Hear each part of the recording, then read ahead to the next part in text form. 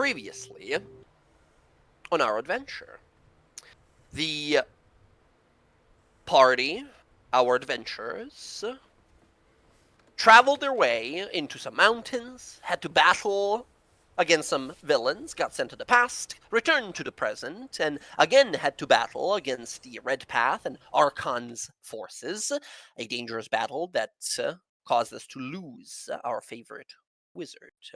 We made our way quickly to Singorn, where we attended a resurrection ritual, and after many words of kindness, many oaths and offerings, our wizard was returned to the world of the living. Sky, however, was immediately incarcerated and captured, sort of having admitted to be a part of a what is widely kind of known to be a terrorist group. She was captured and immediately put to a trial by these elves of Singorn, and was found innocent by the High Warden there, released but exiled for associating with the Red Path. After the trial, Roxy had a conversation, spoke with Althea, the sister, finally admitting to not be a long past cousin of her beloved, instead to be, yes, what we kind of knew about her, the sister instead. Learning that apparently she helped Ash before. She helped her get her hands on the branch of the Holy Tree in exchange for finding the information about her brother, where her brother is at the moment. And apparently learned that he is going towards some drowned gnome city, seeking for something or someone. She also learned that Ash brought her to some strange island and showed her this artifact that gave her this information, apparently revealing that it is this artifact that allows her to resurrect and reconstitute herself. Rather than being a fiend, a devil, or a demon of some sort, it seems that she might be a lot more mortal than we originally thought. We then took a little teleport trip to Iman and are currently spending an evening relaxing and thinking on what to do next. Well, most of you were, I believe. Roxy went on to do some murder in the slums. However, the people there already were horrified and afraid of some sort of vigilante that appears around, striking those unjust and cruel. So no fun was had. Right now, you guys are all just sort of sitting together at this bar, a lovely little place, Laughing Lamia Inn and Bar for Adventures.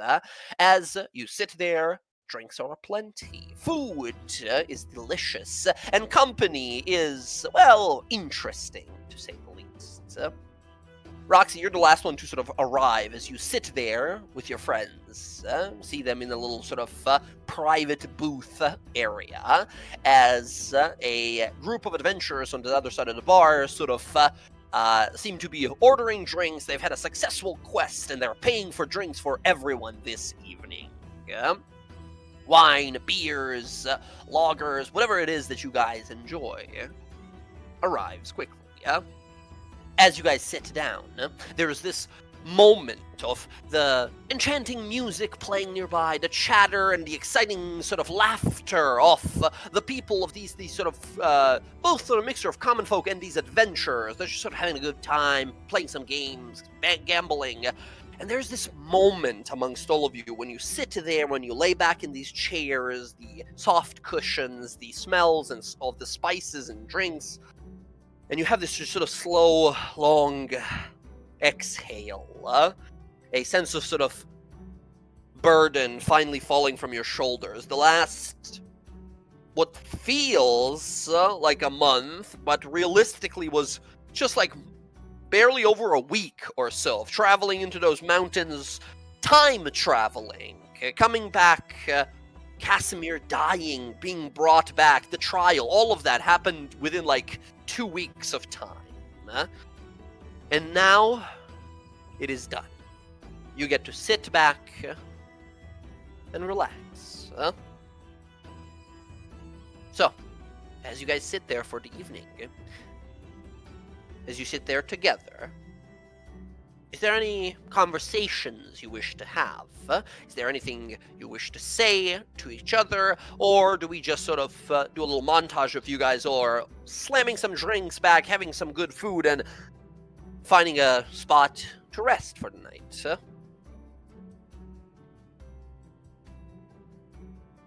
Oh, I have to say, after everything that happened,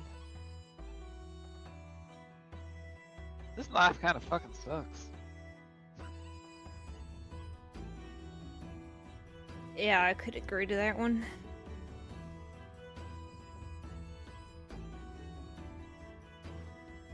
I think we need drinks. I don't think life sucks. Not life. Life itself doesn't suck, right? Life is great. This the adventure thing. You don't like it? I I'm gonna love say it. the opposite.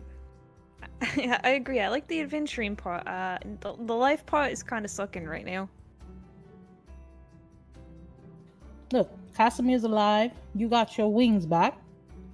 You got your family back. They got their upside down. I think it's pretty good. I think it's doing well. Okay. Now we just gotta free your dad and Bella's dad. A lot of dad's things going on, you know? Yes, a lot of daddy issues, they say. Lots of daddy issues. We should That should've been the change party our name. name. I was I gonna say that should have been the party name. Look, I don't have a dad issue. I don't know him. I mean, that seems like an issue, right? Yeah, exactly. Everyone looks over like, ugh. Textbook. Look, he's just going up for some milk. He said he'd be right back. Oh man. I know that feeling. My father was a fucking pirate. He left, never came back. Wow. At least you all. Am I the know only your one parents. here that Daddy have daddy issues, I see. issues? See, you Hey, don't look, know I'm your normal daddy. otherwise. I mean, She says, as one of her arms is made out of lightning. technically speaking, I don't really know my parents. If it helps you in a case. I was like real little when they sent me away, so talking to mom and dad never really something I Wow, got they to didn't even do. want you. Yeah, actually, they didn't. Well, that That's- sucks. That's Maybe, why another maybe you issue. get a better life sending you away. you know, from what I know of them, they were just ranch hands, right? I guess technically my life was better to a point. Maybe they thought that you wouldn't fulfill most potential if you stayed on a farm. I mean, if you ask them, then like, yeah, of course somebody's gonna come find you, right? Isn't that what they do with your kind of people? They're just like, oh, you kind of like divine touch. You're gonna be important. I mean, pretty much, sort of. I mean, as far as I can tell, that's why they came for me. But hey, raises up a drink to daddy issues. They're gonna be solved when I find them. I'm gonna hold up 2 bottles for mine. Wow. Two daddy issues. To daddy issues. You know, I would- maybe if we have to go to Bella's Island, maybe you never know. Maybe my father will be on the seas and I will finally see him again. Who knows? Probably he's dead. Would that be a plot twist? Hey, Look, your I think my dad's the mom's fucking more of a captain problem. that takes us there. That'd be great. We get free passage. Don't have to pay shit. I'll make him, make him feel bad for all the years he abandoned me.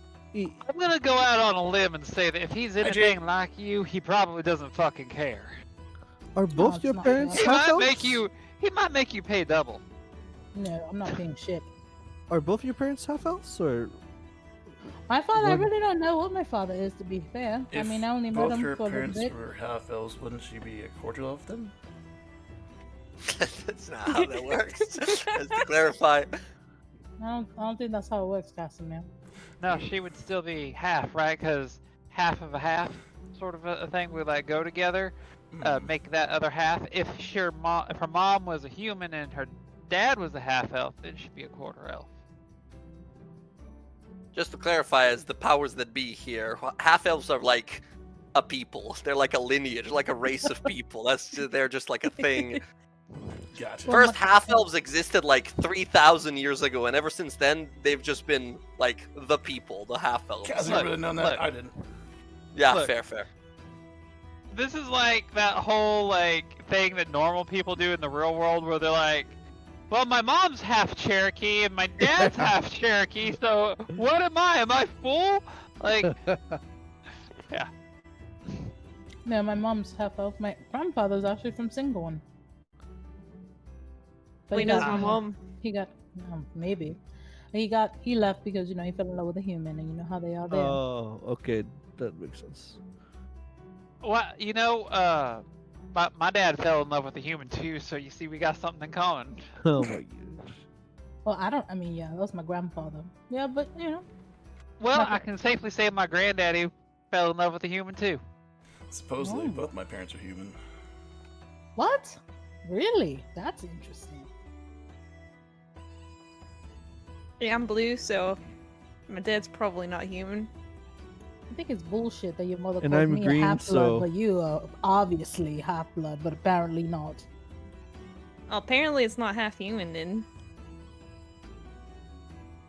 So, look, I don't want to go to the elephant in the room though, but does that mean that like Bella's granddaddy fell in love with a snake? That'd be fucking cool. I'm like thinking about that. Like, no, I don't Maybe think it's that's one of how those it snake works. babies with like the 4 arms that we saw. Remember? Bella, best you remember from what your people told you long time ago, upon a ritualistic altar, the servants of Zahir, the evil god of Venoms, sacrificed a person, and a first, Yuan-Ti was made. Ever since then, most of them believe they owe everything to this Zahir guy, but your people, personally, are just like, no, actually, we're just people. It's just this guy that made us. We don't really owe him anything. We're not really his, servants. But a lot of Yuan-Ti believe them to be like, we have to serve Zahir. He is Right, our right, lord. But that's not true. There's Wait. many Yuan-Ti that don't. Because it was basically like a person that was like corrupted to be like you want to or something, right? Yeah, there was blood sacrifice, and then this person grew scales where skin was and became a snake person.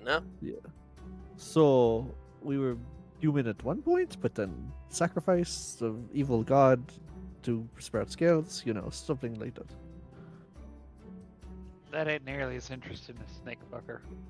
Yeah, Bella, the island that my father's from, the Bistafal, they used to be followers of Ukatoa, and the Sahirs people came and decimated Ew, them. what is a Ukatoa? Some being in the sea, The apparently. serpent god, from what I understand. Doesn't ring any bell of any god I know. He used to be a follower of Sahir, and then he became his own being. Oh, interesting. There's like an entire sea shanty about him, right? Like, keep him locked away, because if he gets out, then all the heads do some shit and the world will drown. Apparently, Multiple heads. Ugh. Multiple eyes. I don't know Oh. if my father's part of that. I don't know. I mean, I got multiple eyes. So how many eyes has it got? A lot. a lot, I think. But only one head. Well, he's just one head. Like, body's like, depictions like his body's covered in eyes. I was gonna say, Brandon, go ahead and give me a religion roll to see if you would know anything about this particular thing. I'll give you advantage for reasons you might find out. Okay, 13. At some point, you think you've read through some sort of religious or historical script that this Ukatoa is connected to this god of snakes, this Zahir, and there was a mention in the scriptures you read about Cord, that Cord punched this fucking thing so hard, this Zahir thing so hard, that this when he was banished to this god Zahir, his demigod spawn, this thing that is known as Ukatoa, was largely sort of adopted instead to be like the next snake deity in the absence of Zahir. But from the best you remember, like, yeah, Cord uppercut the shit out of the Zahir guy, and he flew out of existence. Oh, With I a think 13, that's what you get. I think I did read about him a little bit. He kind of like took over after like Zahir got like abolished, like kind of destroyed by Cord or some shit like that. Yeah. The people on the island, they kind of accept him as their god. There's like temple there. I never been there though. Roxy, having grown up in the area, you've mostly heard ominous things about it, this Ukatoa. It is believed by, at least what you heard, is that people worship the thing more so to, like, they worship it to avoid its wrath and direct it to their enemies, rather than, like, look for gifts and magic from it. It's like praying to a god of bad luck, because you're wishing bad luck on others and not yourself, hoping to avoid the bad luck. Yeah, she would relay that to them. Yeah, I always wonder why my father loved the ocean, and the same with me, and I don't know if it has some connection to it or not. Because you like this mini-ass snake? Is that why? No, I mean I don't. I don't Oh. really believe in gods. I just love the ocean. But we have a connection to the ocean, I think. me and Oh, my it was- father. we were just talking about the snake thing, so I thought. No, we're talking about the god, and You don't don't believe in know. any gods. me, no. I mean, they're real, so that's kind of weird. I don't want to connect myself to a god. And no offense to all of you if you want to. It's your free choice. I just don't. I think that there's a difference in, believing versus supporting. Right? Like, you can't deny the existence of something that you can actually see, but, you can choose to side with it or not. Yeah, like I don't know about these gods they follow, but the light, it's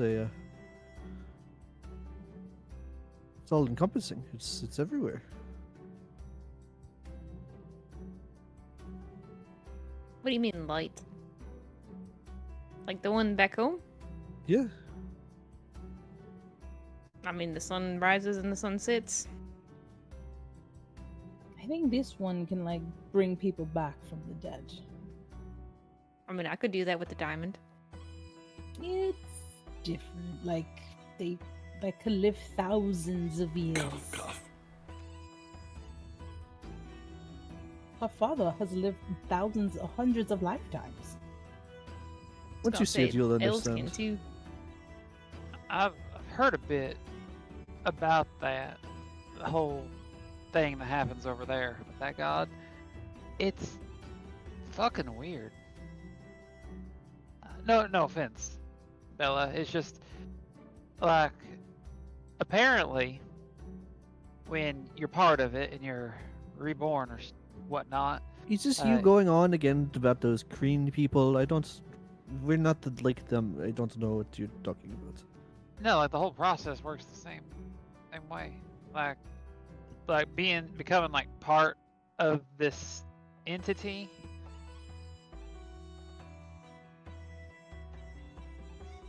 But yeah, like you apparently, like, you'll be born, like if Roxy died, right? Like she would be born as someone else entirely, and then eventually whoever that person was would slowly, I guess, turn into Roxy from the way it's been explained to me.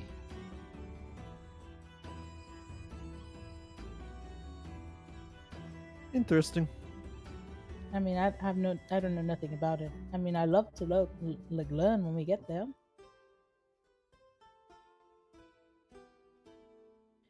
Are we gonna deal with the vassal situation, or are we just gonna go look for a boat and get the fuck out of here? We should probably go check on and see if we didn't fuck up the future. What- Or present, I mean. What do we want to do with Vassal? Like, what is there to do? He could be completely different. I don't think we don't know that. Yeah, we should check on him. Well, I mean, his interaction with us, he's going to Well, be we somewhat don't. different. Casimir, by the way, you Casimir's the have only one died who and do lost that. that No, I mean, memory. we Yeah, still I'm all aware. talk to him though. We all I still was gonna talk to say, him. as Casimir, you're looking around like to do what? Why would we do anything with Vassal? What's up with Vasil, right? As Casimir's looking around a little confused, as you guys might remember, he lost the memory of the past because he died. Oh, you lost the memory of your future, past, present self. Yeah. I'm aware. Yeah, we went back- You all say he is this. What the hell's his name? Astral Clemaine. Astral Clemaine. But I don't know. I never read any ill intent from him. But then again, perhaps I'm not the best person to read people.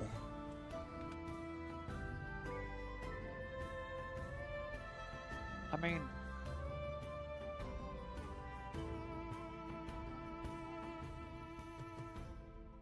I kind of like, part of me wants to talk to him, but then another part of me's like, what if he still remembers everything that happened? And us going back to him proves that that theory is true. And then we just kickstart a whole fucking thing of him wanting to go back in time and put himself back together. No, but we can't. The scroll's gone. Who's Astral fucking Clemaine? What if he like thought of like contingencies that might be put into place, you know, thousands of years later? So, That according whole- to you all, especially Roxy, something did change with that scroll landing. Yeah? Disappeared. Yeah. I mean, he probably doesn't want us going back. Vecna, of course. Oh, that guy. But, I mean, maybe he had something to do with it. So, either he had something to do with it, or the Tiamat Paladin did.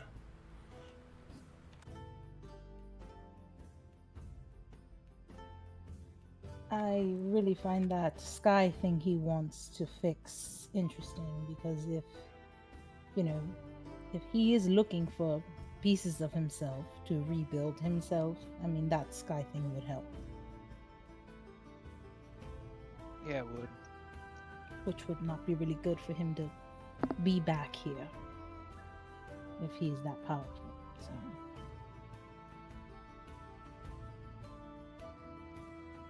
Have you guys told Casimir about the Titan in the Hells? Oh no, I don't think No. The so. what? The what in the hells? The There's a Titan. robot. There's a gigantic, like a 200-foot tall The robot. Godslayer. Godslayer yeah, the robot. gigantic robot that showed up when you guys like freed Clemaine. I mean, if he asked me what happened down there, I would have told Yeah, him. you I can would've like told fully him. recap him, right?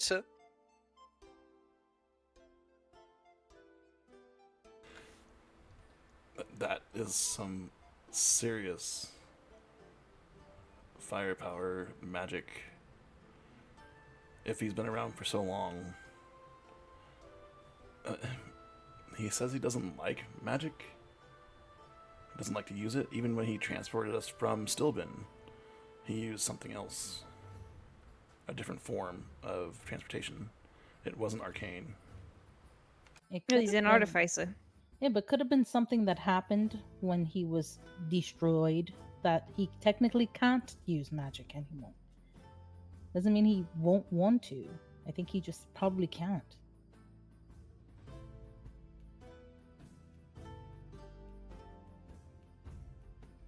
You Correct just me if I'm- pop in for like a hey, how you doing? And like really look at him, and if he seems the same, I guess we can kind of deal with it later. If he's way more here, then maybe we should worry about it. Well, you said he was spent less time in that empathy zone, so Yeah. we can judge to see if he's changed by judging his reactions, can we not? Oh yeah, definitely. But, and Jay, correct me if I'm wrong. I know I've asked this multiple times. I keep forgetting. Casimir did sense regret when he was talking about the past, right? Not ill intent. I don't think you sensed any like mention about I don't think you've specifically talked to him before about like his past or anything like that. You had a conversation with him about magic, and he expressed that he like abhors magic. He dislikes use of magic. Yeah. But he's never said And why. yeah, he's never fully explained why. He just mentioned that he thinks that magic is dangerous. And when you guys sort of like teleported together, it was done through some sort of like, not sorcery exactly, it was through some sort of alternative means of magic that you determined to be psionics. This sort of like mental control magic, mentally controlled magic. Which is right weird at this point because in the past he was using magic left and right, So, Right. but if you guys want to, yeah, you can go over there, knock on the door, and see what's up. We could walk over there and talk to him, be civil, and just judge his reactions.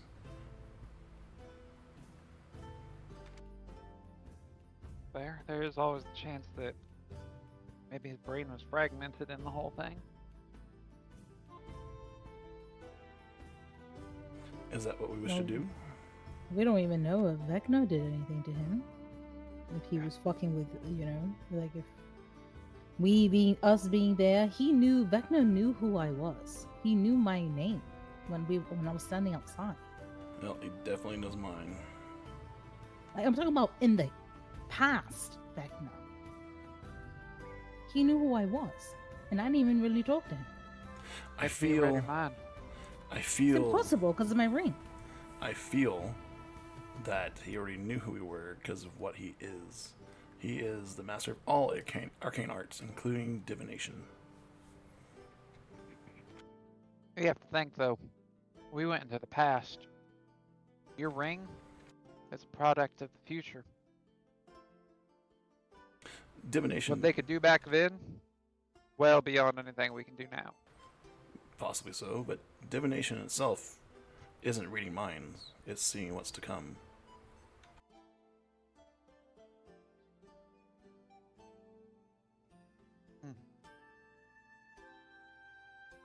We might have inadvertently gave him some insight into who and what we are.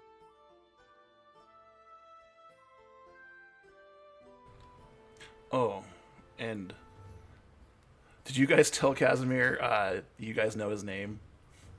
Uh-huh. Yeah. Okay. Please do not say that name out loud. That is not my name anymore. It's not the name that any loved one gave me. The name I chose for myself is my name. And I fear if you speak it, my old master, now knowing he's probably alive, will hone in on it.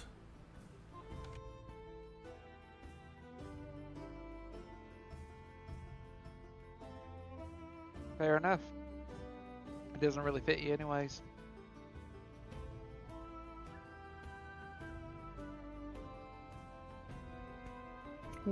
Well, I'm not going to tell you all my name, but Roxanne is not my real name either. I think Breen's my real name. How do you know that? Maybe your father has a different name I for don't you. now. I really don't.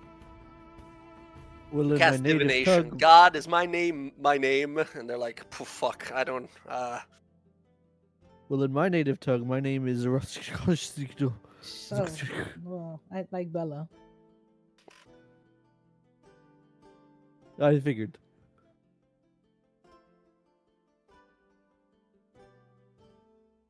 So shall we make our way tomorrow morning to Basile's? Yeah. I guess, and then I have to go to the pier and see if we can find some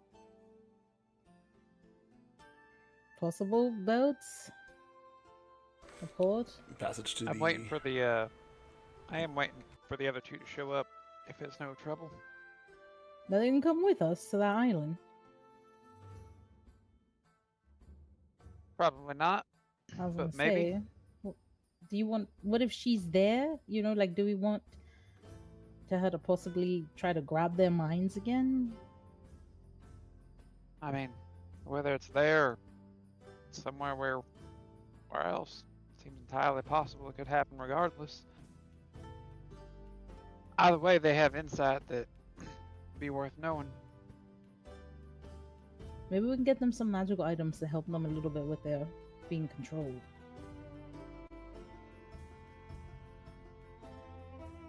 Possibly. Mhm. But no matter, they won't be here for a couple more days yet, so Yeah. got time to think about it. Okay. Oh yeah, Bryn, by the way, I signed some lady's book for you. Like, she was really loved your book. She said you're amazing. I signed it for you. What do you mean you signed? What?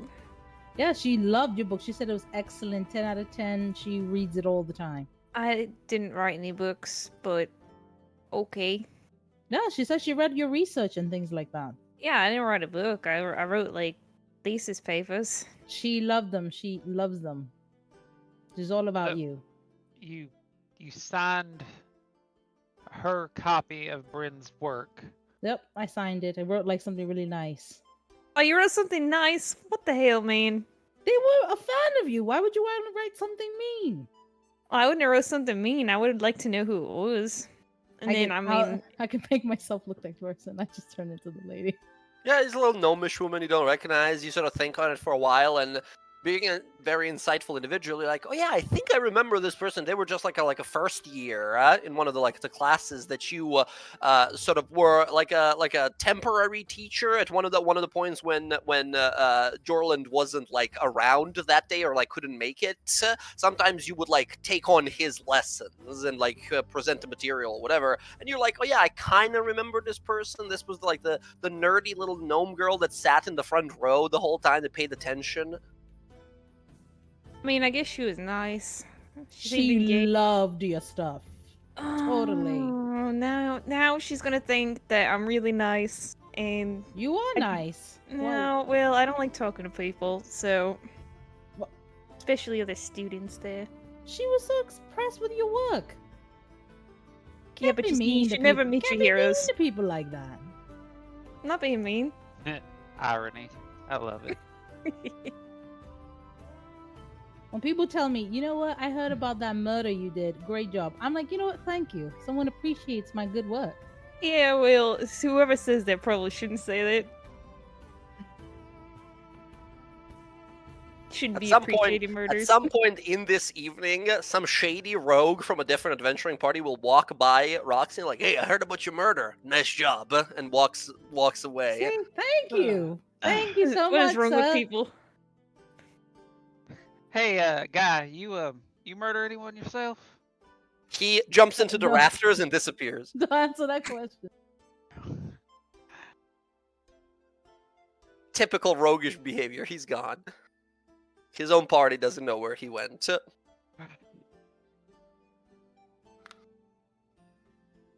But the slums they're looking up better. Not a lot of people know crime.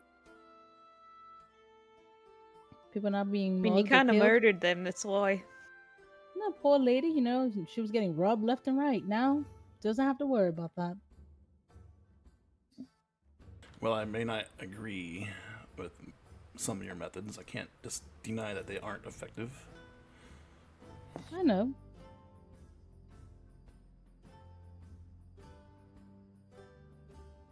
Your moral compass is fucking broke. You should get it looked at. What? Said your moral compass, it's fucking broke. What's wrong with my moral compass? I don't think it Saying like works you as shouldn't be the intended. judge in execution or something like that.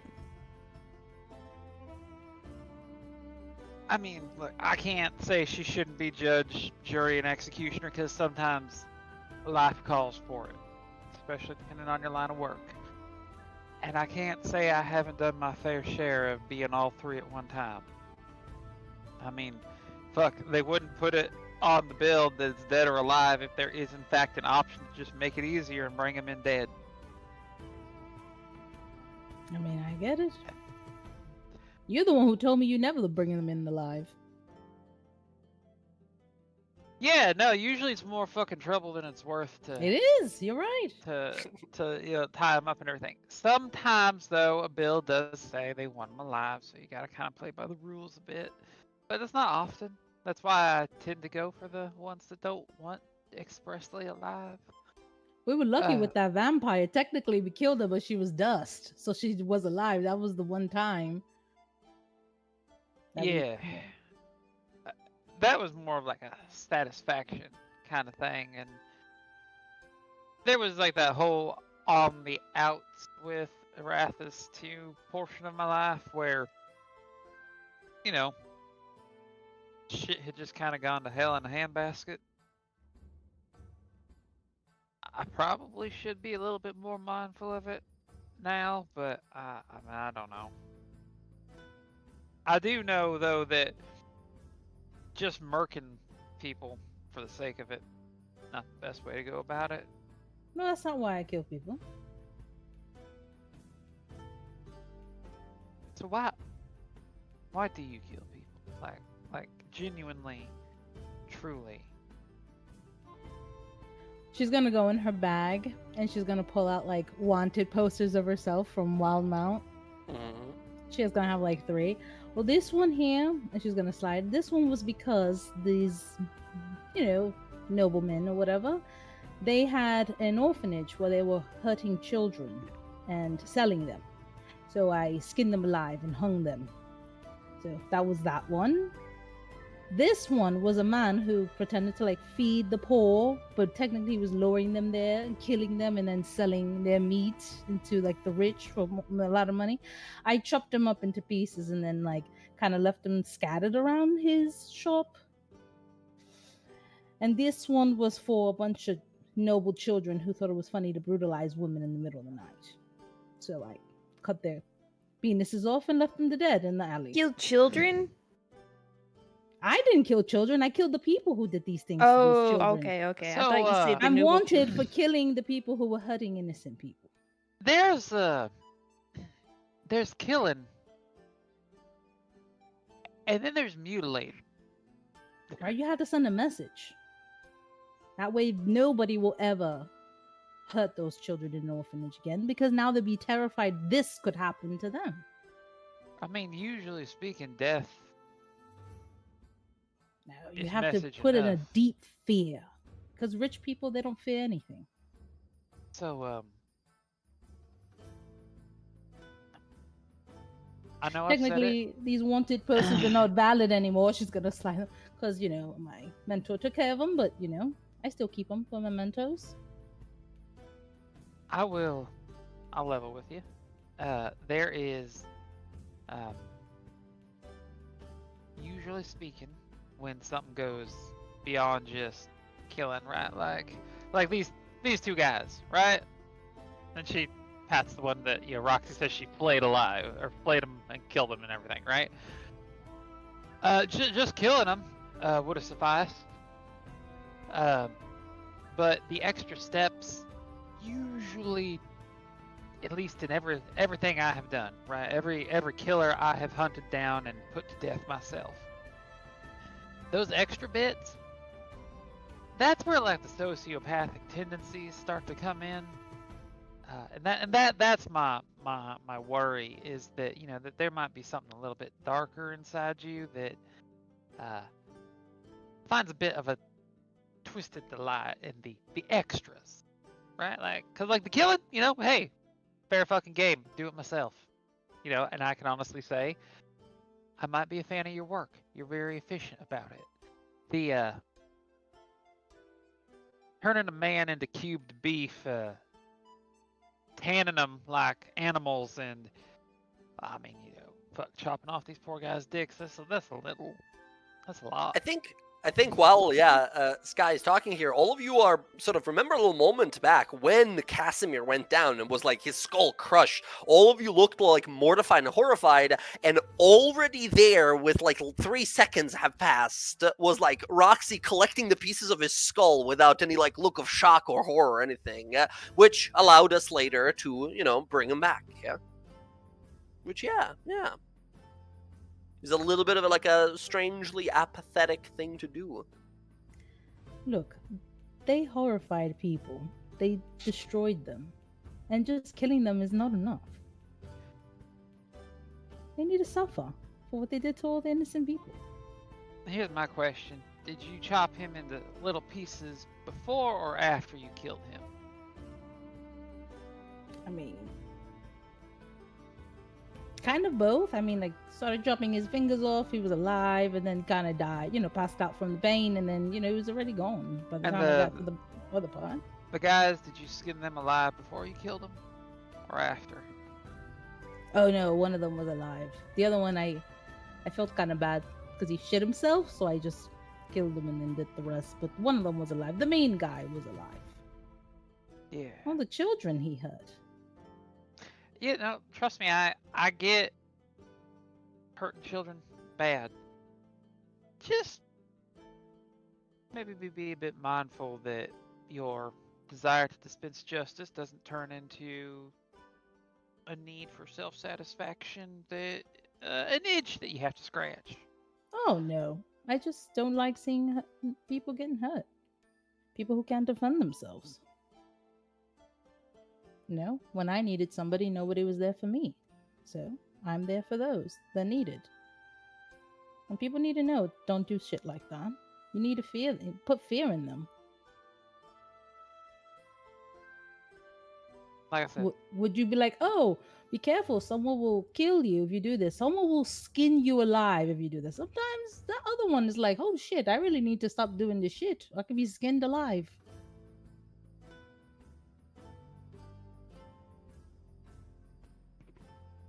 look, I won't say it doesn't send a message. That's 'Cause all it is. It certainly does. Just, having worked extensively with a manner of law enforcement, I've seen a lot of people on the other end that their intentions started out good. It's just they took things a little too excessive too far. So Well, these were when I was doing things solo, so I haven't done anything like that in a long time.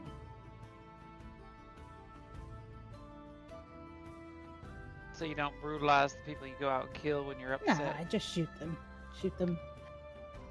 Alright. No, I haven't skinned anyone alive in a long time. Have you considered ever just getting a sheriff's badge? Just No. ride under the complete fucking Disgusting. radar? No, I don't want to be in. Ugh, God, it's disgusting. Man, This like food that. is pretty good. Are you a god? Casimir, you pretending to be like one of our adventurers, but you secretly a god. I'm sorry, what? Yep, that's what I thought. Yeah. He's a fucking. Is I he? died. Are you? If it weren't for you, I would still be dead. I would believe I am not a god. No. You're Look, a guard. Are you a look, guard? Like if- you working for the guards? You like snitching on us? Well, it's not court, I could tell you that. For what it's worth, I will say, the Divergence did teach us that gods can in fact die. And I just want to put out there, I only took all the pieces of Casimir because I really didn't want Archon to bring them back. I just want you to know that. That's the only reason why I was very meticulous in picking up every piece of them. Well, which I certainly appreciate. Yeah, Casimir, I think you being a powerful mage realized immediately, like, oh, that's actually very clever, because if they had even a small shard, you've seen Archon before using that hand of Vecna, that accursed limb, bring that Minotaur back to life after being decapitated. You could have been on the other side if even a little shard of you was found. I certainly appreciate, and I'm glad of your quick thinking. I do not wish to be close to Archon at any point in time. Yeah, I know. He's fucking scary. And he tried to kill me because he thought I hurt Kai. I didn't even touch her. And she's fucking fast. Insanely fast. Right? Crazy. Roxy, at some point in the fight, you saw her move so fast that her own fur was starting to ignite. Like hurting her, like taking damage from moving that fast. So that's still one thing that I wish would have gone better is in the first fight I was able to convince her to exit the fight, but this time it didn't go so well. She stayed a part of it, and Archon came, and man, I hope we see her again. And Well, Bella, can- I can't do it today because I have not selected it, but I do have sending available in the future. okay, that'd be nice. I don't know. If- I feel like she's an instrument for forces she doesn't understand. If we end up fighting her again, though, I am gonna shoot her. Make it slow. We need to make some more of the slow things. Those are really fucking good, by the way. Right? I know. They're fucking good. It's so funny. You just had this whole conversation about not killing innocent people or whatever. No, we're and not then gonna they're kill like, her. We're just Yeah, gonna I slow oh, I'm going her. to Just shoot her slow the her. next time I see her. You know? Yeah, I didn't say I was gonna fucking kill her. I said I was gonna shoot her, right? You ever seen someone run fast with a bullet through their leg? Doesn't really happen. My gun has the magic to slow people down. Blam through the leg. There we go. It Also- worked. Also, like, when you shoot somebody in the leg, I don't think they're very inclined to listen to you or, like, think you're friends. I'm certainly, when you shoot me, I'm like, oh, that sucks. That's not very nice, you know? Yeah, don't be on the Haven't shot receiving you end of yet. Sky's angry gun. Yeah, when you shoot the Minotaur all day long. And not Look. Toro. I'll tell you what, Bella, if you're ever curious about what it feels like, I'll go make a rubber bullet and I'll shoot you with You've it. shot me before when you were, like, all in the head, you know? Do you Did not I? remember? Nah, I Yeah. remember Yeah, shooting you Cass. shot her. Yeah, you shot her like twice, and then you Ah. killed Cass. Like Yeah. nearly killed him. I think was it like barely alive. I think. No, I think he used his shield and all that. I got hit like once. He managed Oh, that's to- right. You like super shielded, Yeah. and yeah, It disadvantage was a messed her really up. Yeah. fucking bad hit, though. Like, I think I crit him. Like, the one that did hit him was a crit. I think Yeah. was Yeah, it wasn't bad. fun, but he came out of that Survived, way better yeah. than I thought he was. You know, that's always something I've actually been kind of curious about. You know, like, just at some point, like, Bella and I just having a fun fight. Oh, really? Yeah. You know what? Maybe we could take you to fight pits. I know the place. Oh, I could. I just never think mind. by the time I never get mind. to you, I'd be already be dead, you know? Like, you get the range on me. Look, Yeah, you can do that bow bow bow like the Yeah, real fast exactly. one. Well, Look, how did about I fist just- fight? I'll Fist say- fight. we could either do a fist fight, or we could just have an honest martial duel. None of our crazy shit. Like none of that weird. Look, I'm a clone, and I'm over here, and I won't use my gun. Hmm. Would be If you fun. guys are ever interested, Bryn, you would know this specifically because in the city here, in the Temple District, there's a little place called the God's Brawl Coliseum where people go to do exactly that. They go to like challenge each other to a fight, and sometimes there's an audience and people watch adventurers fight monsters for entertainment. Yeah, I mean, if you want to do that, there's like a place here. You do it. I mean, I'm game if you are. There's Yeah, actually that sounds a like a lot of fun. holiday coming up in like a month and a half in game called Day of Proving or Day of Challenging, where representatives of many different faiths with their adventuring party or companions show up and compete in a bunch of different sort of trials as overseen by the god of storms and challenges, Cord. That sounds fun. That could be good for both of us, Bryn. Yeah, I mean, I should probably go to that. You should probably go to that. Yeah, I mean, you have There's a a- second arm.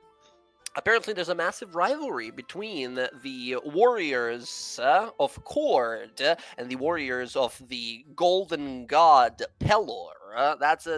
They've been Oh, he's a exchanging loser. the titles of champion every year or so. Yeah, like I said, we gotta go because that golden loser can't win. Hey, look, Golden that would Loser, of be- course, being the most popular and most powerful of the gods we have. But hey, right, like my quote unquote divine mom and your god are they're close. They help each Yeah, they're other. buddies, right? Yeah. All right. So you're in then. Is You have this to like a like be martial part of a battle? god. Like you have to like be following a god to join. No. I mean, you gotta say that you're with Cord, but I mean, I'm not doing that. No. What if he like strikes me down for lying? I don't think so. no. I mean, if you fight for him, I'm pretty sure he'd be like, "Oh, you're all right." I mean, look, you already dispensed justice, so you could just say you're a slight follower of Arathis. I don't think no one's gonna buy that. The law bearer.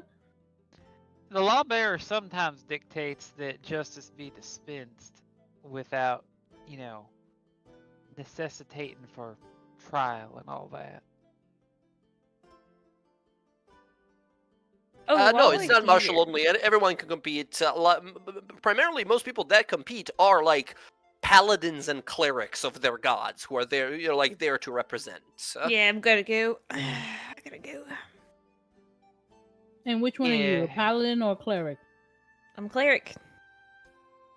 I'm a paladin. Pow.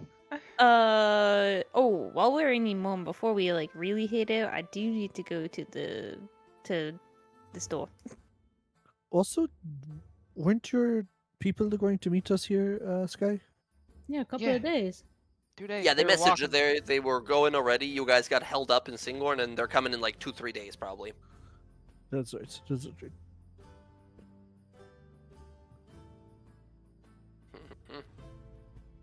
All right, we got us a little event in the future to plan for, the Day of Challenging. You go in there, you fight a bunch of stuff. We'll deal with those rules and how that goes once the time comes. But I think once again in this bar currently with you is Anzu as well, who is very much so like into it as well, excited to like try out some fighting. And the more you're sort of talking about it, Bryn, she's sort of looking to you when you're talking about this like faith, this cord.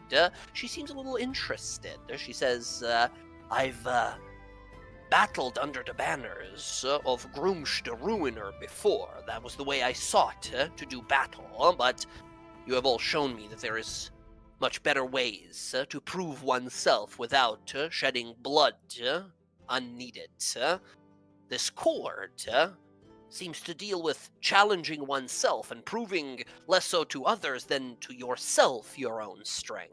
I might want to pick up some books and learn some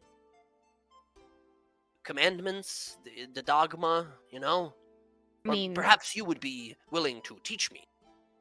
yeah, I could teach you if you want to learn about Cord. And I mean, there's different practitioners who follow different things. Some like destruction, but I mean, he's not as cruel as Grumsh, I guess. Nature That, I can be think, we'll say cruel, for but certain. he doesn't go seeking out to destroy everything. I see. Maybe I've been thinking lately. There are so many of the divines that present such different views on life. I've only had the one ever since I was a child, and she sort of gestures to Roxy and says, like friend Roxy here said, perhaps there is a path for one to walk without the need of God's hand on your shoulder. I don't know yet. I do know Depends, that I I suppose. love to battle. I like the adrenaline of combat, the sense of strength one must have. Yeah, But certainly, and that's one way that you could follow Cord. I mean, I myself, it's not really as much about battle as it is probably doing what's right and help. Well, I guess it is kind of about battle, but I'm a healer too, so it's a little bit, it's a mixture of both. I see. Also, congratulations, friend Bryn, on your lightning arm. Or should I say, I'm It's pretty sorry, I cool. don't know what is going on there. No, it's cool. Look at it. Okay, like lightning goes like bouncing to the wood nearby of the tavern. She just sort of nods, kind of impressed. Yeah, she has a few drinks there along with you guys. Yeah. You guys sort of have a relaxing evening, just sort of talking, learning a little more about each other, even still, even after a year and something of you guys all adventuring together. It's an odd feeling, having survived up until this point. Sort of have a moment to knock back some drinks and think on all the insane things you've faced already. Battled an army, you fought some strange space entities in a tower in Western, you rescued a bunch of people in Stilben originally, you fought all kinds of basilisks and manticores and just about every kind of horrible beastie. And now your adventures are more dangerous than ever. But you've made allies, powerful friends. I guess we'll find out together what tomorrow holds. Speaking of which, unless we got any other conversations to do this at this point, like late evening, basically it's like 1 a.m. or something. You guys are drinking and having food and having a good time at the bar. Is there any other conversations, or should we rest finally? A proper, cushiony rest after this 2 weeks of turmoil. I think Sky is gonna quietly stand up, stretch, do the thing that everybody in the Midwest of America does, and slap her thighs. Well, about that time, I'm gonna take my ass to bed. Well, I'm probably gonna go to bed too, but I gotta talk to Jorik, since I know possibly where Jonas is, and he said he was gonna help find him. And she funnels through her bag because I think I have like fucking 3 sending stones. Mm-hmm. I would help, but I don't have that spell selected for the evening tomorrow. I know I have a sending stone I gave him. He has one. I like that Gasper's trying to help. Like, I would help with all this, but you see, I was dead very I know recently. you're dead. Does his head have any scars, or he just looks perfectly fine? He looks perfectly fine. The spell fully resurrected him in his body as he was before. I will leave it to you, Rav, if you want Casimir to have any, like, marks or scars from his revival. It doesn't have to be, like, fucking Two-Face, right? It doesn't have to be super scarred on one, like, his head or something like that. But if you want him to have any marks of resurrection, you were resurrected by the will of the goddess that Tenuviel follows, the Moonweaver, and you were given back to the world of the living by the goddess of death and fate, the Raven Queen, right? If you want to have any such symbols in your body somewhere, you could, or, you know, you could be like, no, he's good, he's as he was. I would like to say, if it's okay, that he was so badly damaged that his left horn is no longer there. Ooh. Okay, awesome. Is it like fully going at the root, or just like the tip of it is like cracked I'd say and missing? half it's gone. Okay, awesome. It's it feels sore. It feels very sore, like touching a recent wound. Every time you touch it, even though it's like a bone, still there is that sort of marrow in the middle. Still, the nerve endings and such. It still hurt when you touch it or bump it. The constant reminder that he did die and who's responsible. Awesome. Okay. Excellent. Is there any additional things you could do? Casimir's going to ask. Also, when he got his head crushed, I assume my non-magical arcane focus probably disappeared. I don't think so. I don't imagine it was like on your. Is it like on your forehead, or like how? Where was it? Yes, it's the circle he wears. Oh, right. Then, yeah, that thing is just an object you had. That shit got crushed by a gigantic super demon. So you'll have to buy another one that's a 5 gold. Easy enough to get. I do remember Bella retrieved Ash's stuff. Is that correct? Wasn't there a circlet or something in there? There was a circlet indeed, yes. Is that an arcane focus? It does not seem to be an arcane focus. It is some sort of a magical item. Oh, okay. I need to retrieve an arcane focus tomorrow. Oh yeah, Bryn wants to go shopping, so. Do you want me to take a look at that circlet or any of Ash's belongings? No, don't you need your magic? to be Yeah, able I to don't do that? remember. To cast your spells on this to find out what it does, you need an arcane focus. Gotcha. Oh. Look tomorrow. Oh, haha, that's funny. So, remind me what we got off Ash's body? I remember it was some pages and some other stuff. You found, I believe, let me find it. I think you found one more page on her and this circlet. Everything else just sort of whoosh, like burnt away. Gotcha. Okay. I wasn't sure if it was 1 or 2 pages. So I believe it was one. I will take a look at my thing here, but I'm decently certain. Yeah, just one. gotcha. Okay. Oh, you want to look at the pages before I take it and put it in the bag with the other ones? I'm not touching these things. No. Immediately handed. I'll put it in the Alright. bag. I'm gonna make sure that I still have the pages. Do I feel them in there? Yeah, you have them. The 3 that you have, they're still in there. I Okay. believe you have all the 3, I think. Yeah, I have them all. This one also feels oddly uncomfortable and cold to hold before you store it away. Yeah. Yeah, put it right in there. Don't like touching that one. Okay. Excellent. I mean, we could totally montage saying that, like, you the following day you go and, or if you want to right now, find out what it is while you guys are sitting here. Roxy, you can just give me a sleight of hand roll and you grab some wizard's fucking spell focus and just give it over to Casimir.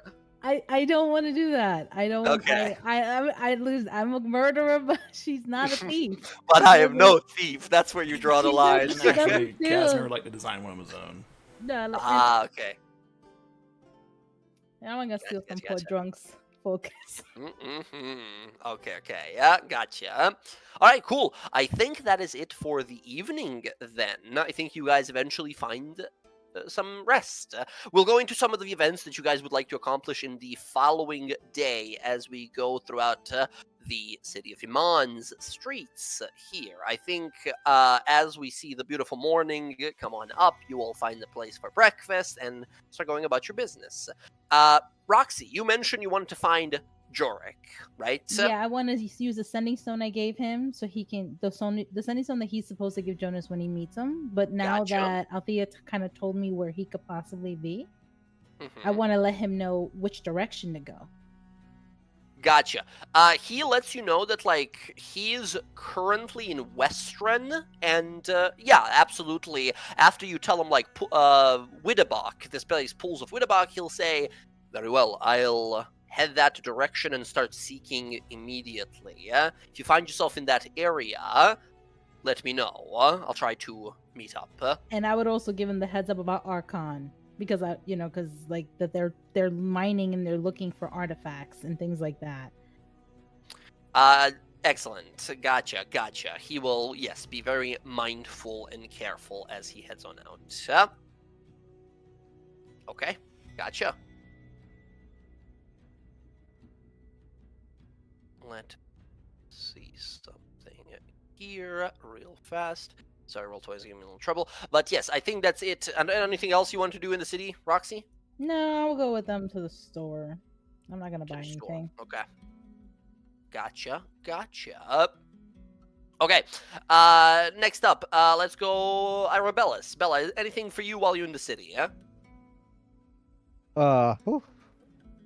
First. Like any purchases you wanted to make or yeah. No. I mean, I would like to know what the circlet was that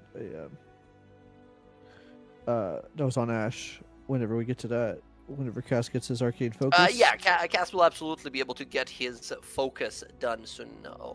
I'd also, now that I broke the Axe Beak Tomahawk, I would Okay. like to go to the magical, oh my gosh, Gilmore's.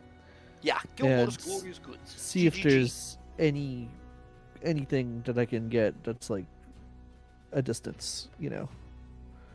Something ranged. Okay. Yeah. If you're looking for something nice and simple, something always suggested, a non-attunement item always wanted and desired by melee combatants of any sorts, a little something known as Javelin of Lightning.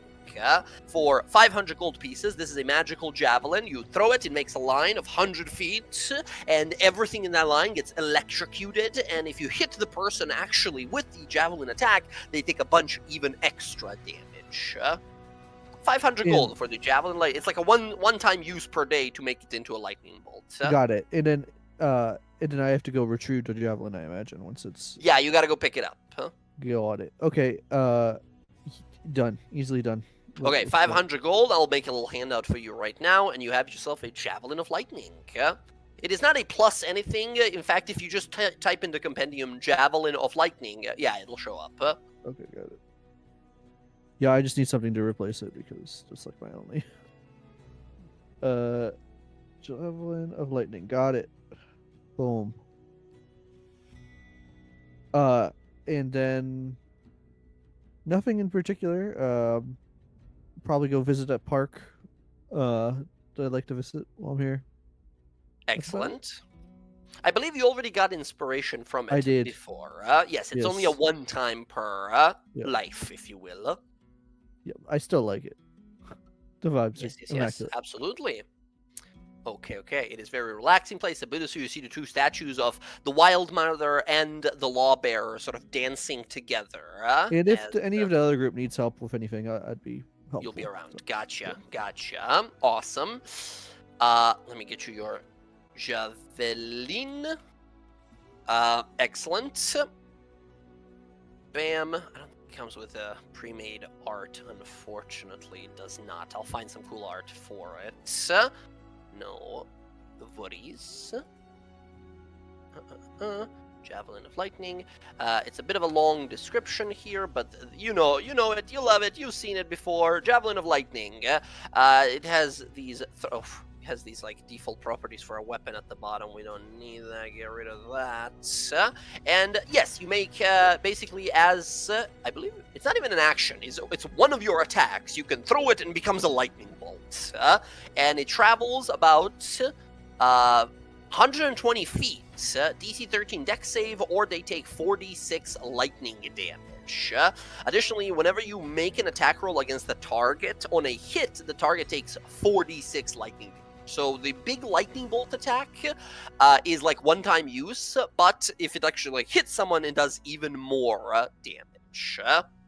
So throwing it at people is pretty great. And of course, it looks like a lightning bolt. Like a yeah, full let's give it a lightning try bolt. just to make sure. Boom. Okay, working.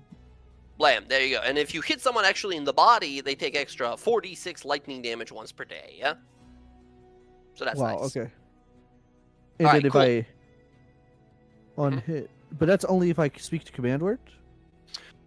Let me find, just to be specific, I suppose, Javelin of Lightning. So, yeah, as a command word, you throw the thing, 120-foot line, 46 lightning damage or half as much on a success.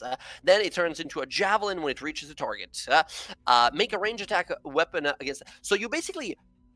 You can throw it normally and it won't do anything. It'll be like a normal javelin, magical javelin. But once per day, you can throw it. Everyone in the line takes the 46, makes the dex saves.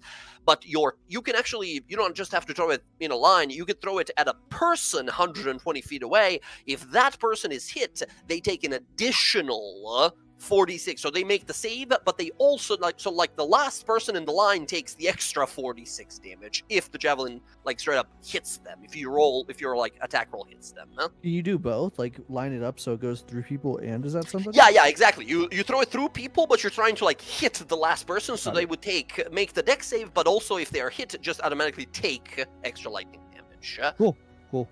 Awesome. Once per day, you have 4d6 reliable AoE damage, and then possibly 8d6 if you actually hit the last target. Yeah, that's actually pretty cool for me. The AoE. I Hell don't yeah. have any AoE. And it's not attunement, which is super, super nice. All right, excellent. Next up, Sky. Anything for you while in the city? Yeah. Gonna meander on over to the magical item shop as well and see if I Mhm. can't rustle up something that augments me. I have absolutely no attunement items whatsoever. Oh, okay. The stuff that is on the sale is still there. You guys bought quite a few interesting things. The only thing that they sort of like offer up that they have on sale, so they have anything up to very rare magic items. If you have an item in mind or like an effect you want to do, you can just tell me and I'll tell you something to that effect or like how much it costs and stuff like that. Currently on sale, however, we have this, the Tempest Griffin's Feather Cape. For 5,000 gold, you not only get lightning resistance, you have advantage on any like lightning type effects, and as an action, you can turn yourself into a bolt of lightning and teleport like 120 feet, doing some like lightning damage along the way. Not a bad like mobility item, right? It's got a little bit. That's like a special custom item they have on sale there. Otherwise, I mean, anything that you might think of for like what kind of effect you want her to have, I can tell you some prices for some magic items. Okay. Well, go circle over to someone else real quick, because if that's the case, I'll have to take a peek at Gotcha. an item list. Cool, So cool. I'm gonna go do some research real quick. Gotcha. Bryn, how about yourself? Anything you wanted to do in the To city? go to Gilmore's. Fair enough. Okay. Hello, Bryn. As you're leaving, Bryn walks in. Yes. I wanted to go up to the counter. Yeah, I know you're not really. You already had problems with this before, but if you had heavy armor that's not metal, that would be really appreciated. Just so you know, at this point, you being a cleric and a druid, we're gonna say, fuck that rule. We're not doing the Yes! can't do metal rule. You can just wear whatever you want to wear. Also, by the Oh way, my they're getting rid of that. They're getting rid of that in 5.5. Oh, thank God. So yeah. Which was always Alright. weird to me. Is like, I am a druid. I have a giant metal pike and a javelin, but armor? No metal armor. Weapons are cool, but not the armor. Well, I That think was a- because metal armor would be hard to switch if you're changing to like animals. right? Maybe, but I think for Bryn, she's never gonna switch. I don't think have No. we seen her like become an animal or something before. Oh man. There that's- was you became once, a and I horse was once or traumatized. something. Yeah, or Remember last something. time I became a cat? Oh, Yeah, that's No, right. what about when you became a spider and we blew up the building? That was That's what I'm Yeah. saying. I was Yeah. traumatized. She's I never doing traumatized it again. Man. So yeah, you're just looking for some like heavy armor. Yeah. I'd take a sabbatical, Roxy. That was the best. I had the best day that day. Okay, so here's the deal. They can get you, depending on what you want. Do you want a enchanted, like, +1, +2 something armor? Or are you looking for just, like, a heavy armor? Because the +1 enchantment, for example, is a baseline. Without the cost of the actual, like, armor you're getting, is about 5,000 gold. Right? So it's 5,000 gold for enchanting a suit of armor to be a +1. Right? However, if you're looking for something cheaper, for example, for 800 gold, they could add an additional layer to it of adamantium. So you can get, like, for 800 gold plus the price of whatever armor you're looking for, like a, 800 for the enchantment plus, let's say, 1,500 for the suit of plate armor. For about 2,000 something gold, you can get a adamantine plate armor, right? That's a cheaper version as well. If you want some sort of armor of resistance, any element that you want resistance to, that is also about 4,000 gold, and then your choice of resistance in addition to you providing, like, the armor, right? Let me see. They might have some, like, unique special armors if you're looking for, but nothing on hand at the moment. If you give them, like, a week or a month, they can, like, make a custom armor for you that you can tell them, like, I would like you to do this, and they'll tell you the price. Yeah, I'm not looking for anything crazy. I did. Well, I guess I'm gonna cry if I ask how much it's gonna cost. But how much does plate cost? By default, plate armor is 1,500 gold. Okay. Well, I do have the wooden chain of the unbroken to sell because I won't be needing that. Yeah, true. And that is a. I want to say, where is it? The wooden chain of the unbroken. Which will actually free up an attunement slot once I It get is it a over. rare magical item. You did buy it here, but once again, they gotta make a profit. They'll buy it back from you for 1,200 gold. Hell yeah! All right, so that's. Okay, there we go. The wooden chain is gone, and now you're looking for something different. Yeah, I would do the plate with that enchantment that you said with the adamantine. Adamantium. Okay, Yeah, let me see if there's any other options just to like offer it to you, just in case you're more interested. But adamantium is always a good bet. You can have a glamored. That's a yeah. This just makes it look different. If you wanted to your clothes to look like a tux or like a dress or something, you could do that. But that's not that great. Let me see if. Nah, I'm trying to look like I'm a cleric of Cord. I'm trying to look like a cleric. Gotcha. I'm not trying to wear a dress. Ah, hey, if you got a spare 250,000 gold, currently the only legendary item they have in the store is a plate armor of etherealness. You become a ghost. Well, you know, while I've got a wearing it. good amount of money, but I'm about, I think, let me do the math real quick. I'm about a little short. 245,000 Fair. short. Unfortunate. Would have looked great. Alright, gotcha. So, yeah, your options here are like adamantium for like anti-crit ability. You can be crit while you wear this armor. 5,000 gold to make it a +1, or 4,000 gold to make it resistant to one element of your choice. I Those are will the default do. they have. Yeah, I will do the adamantium. Adamantium. So Yeah. you'll have to go first of all to this place called the Anvil Gate in the Abadar's Promenade, which is like where like metal workers and smiths and like blacksmiths and armorers work, and you'll have to purchase an armor there. That's 1,500 for the plate armor. Here's the quick mention: do you have 15 strength at least to wear plate armor without slowing you down? Yes, I do. Okay, excellent. So you get yourself a plate member. They take your measurements. They let you choose out a bunch of styles. They have people there who could like augment them to look to whatever style you want them to look. Any motif, any colors, anything like that. It comes with like all the padding, the like tabard optional if you want it, the different kind of like greaves and gloves and sabatons, like whatever you want to rock. And eventually you bring it over to the Gilmore's Glorious Goods. They enchant it with a thin lining of adamantium. You have a you can drag into your inventory a plate And that's another armor. 800, right? That's an 800 on top of buying Okay, the so plate let me- armor. I'm just So you're now making rocking an 18 AC 2, 5, without a 4, shield, and you cannot be crit. Keep in mind. I'm gonna count Actually, on I you think to I see it remember here. that, like, Adamantine plate armor is in the compendium. Perfect. Boop. There you go. And now you are uncrittable, and if you have a shield, you're rocking a casual 20 AC, yeah? That would be correct. Because I think I Let's have a pretty. I have a go. +1 shield. I should be a 21 actually. Yeah, if you have a +1 shield, that's a 21. Let's go. Okay.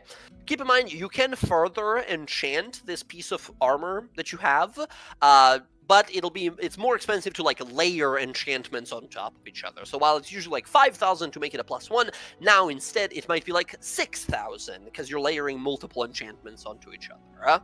How much would it be to upgrade my shield to a +2? Let me see. It's currently a +1.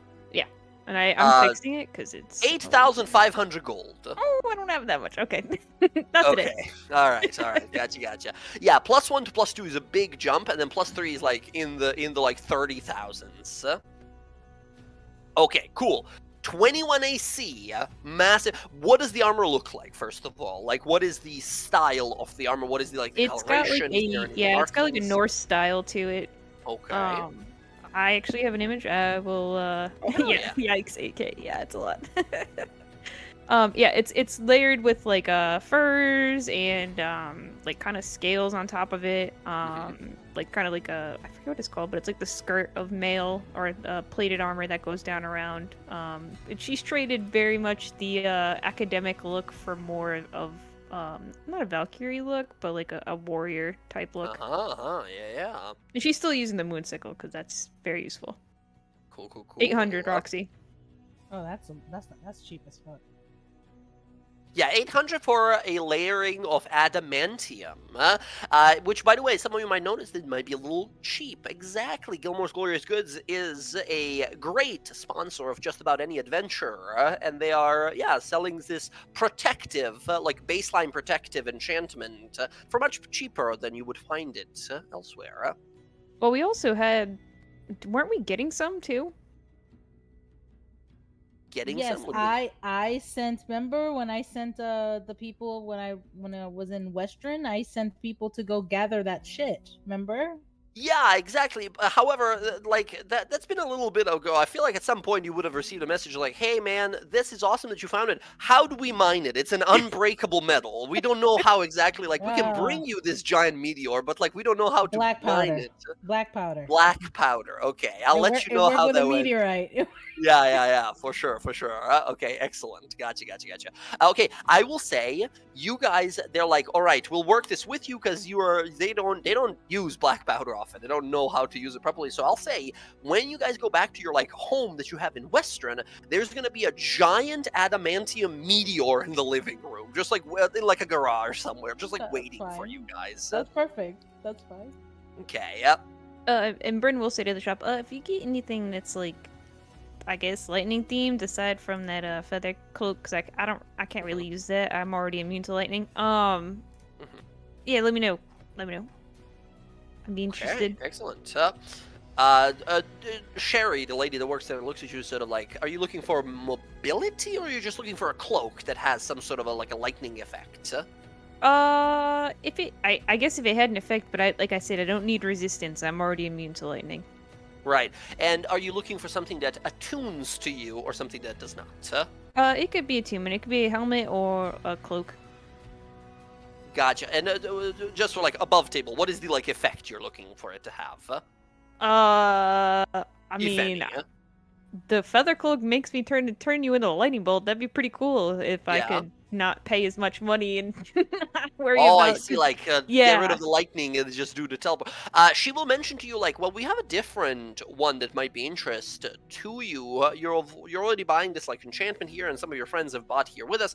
Go ahead and give me a persuasion roll to see if she'll throw you another possibility with a discount. Man. She gives you a look and says, we do have something that's often requested called the Cloak of the Mountebank. It allows you to cast the Dimension Door spell once per day with it. However, that one costs about 4,000 pieces of gold. Yeah, well, Or I just spent a 8,000 lot. pieces of Electrum if you're interested in that exchange. Yeah, don't have. Well, I'd be interested, but not at the moment. I don't have Right. that much.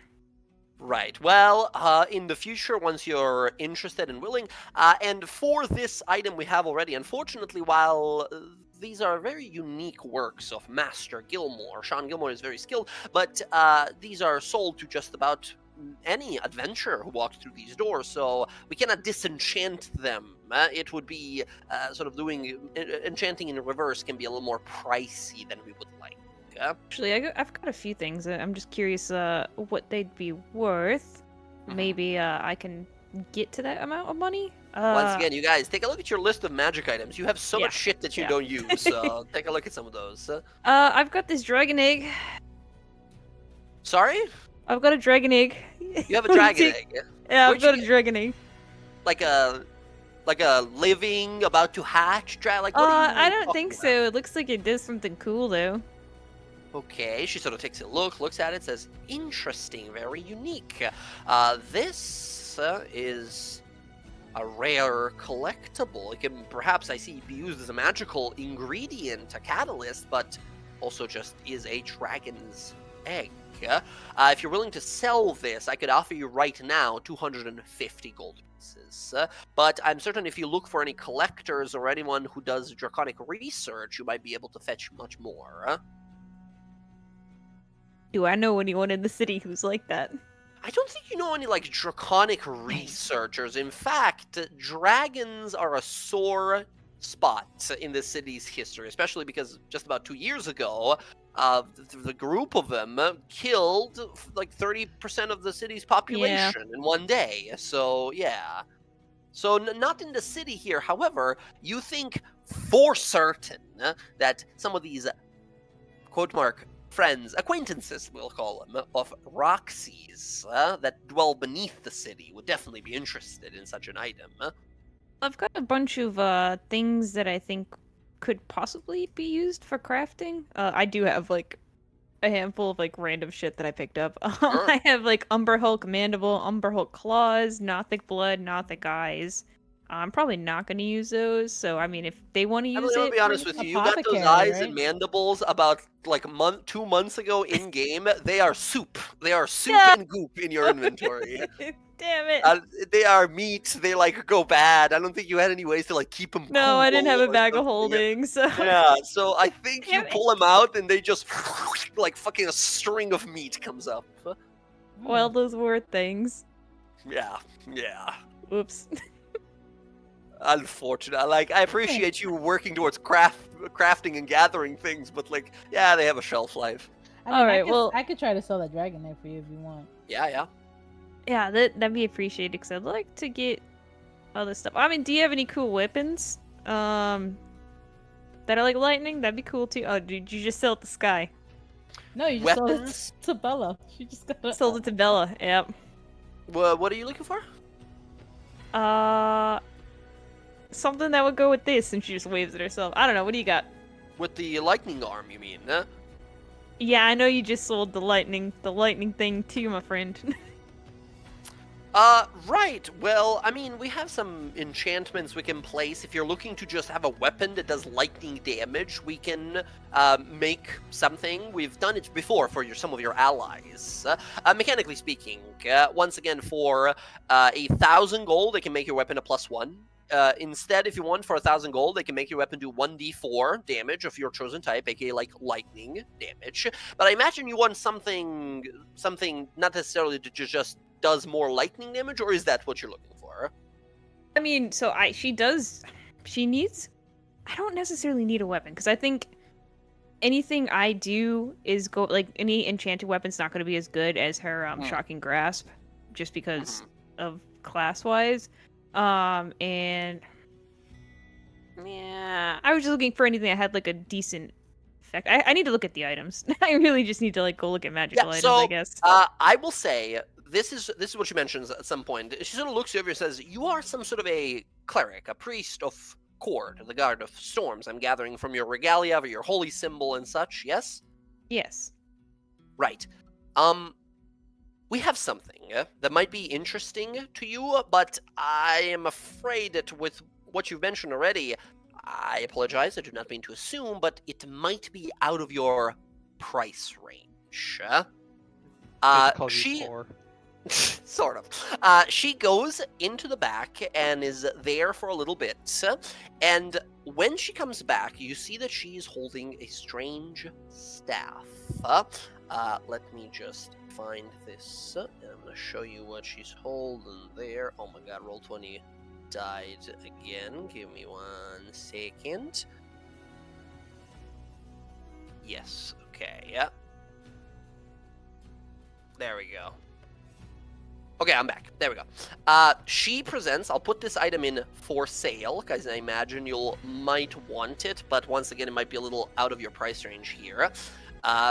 She presents to you this strange silver and sort of like white ivory looking wood made staff. She says, this one we've had in our store for some time now. It was inherited by a dwarven storm sorcerer, and after he passed, the staff has been kept here for a very long time. She presents to you this, and she says, we've had it in the store for some time for 12,000 gold pieces.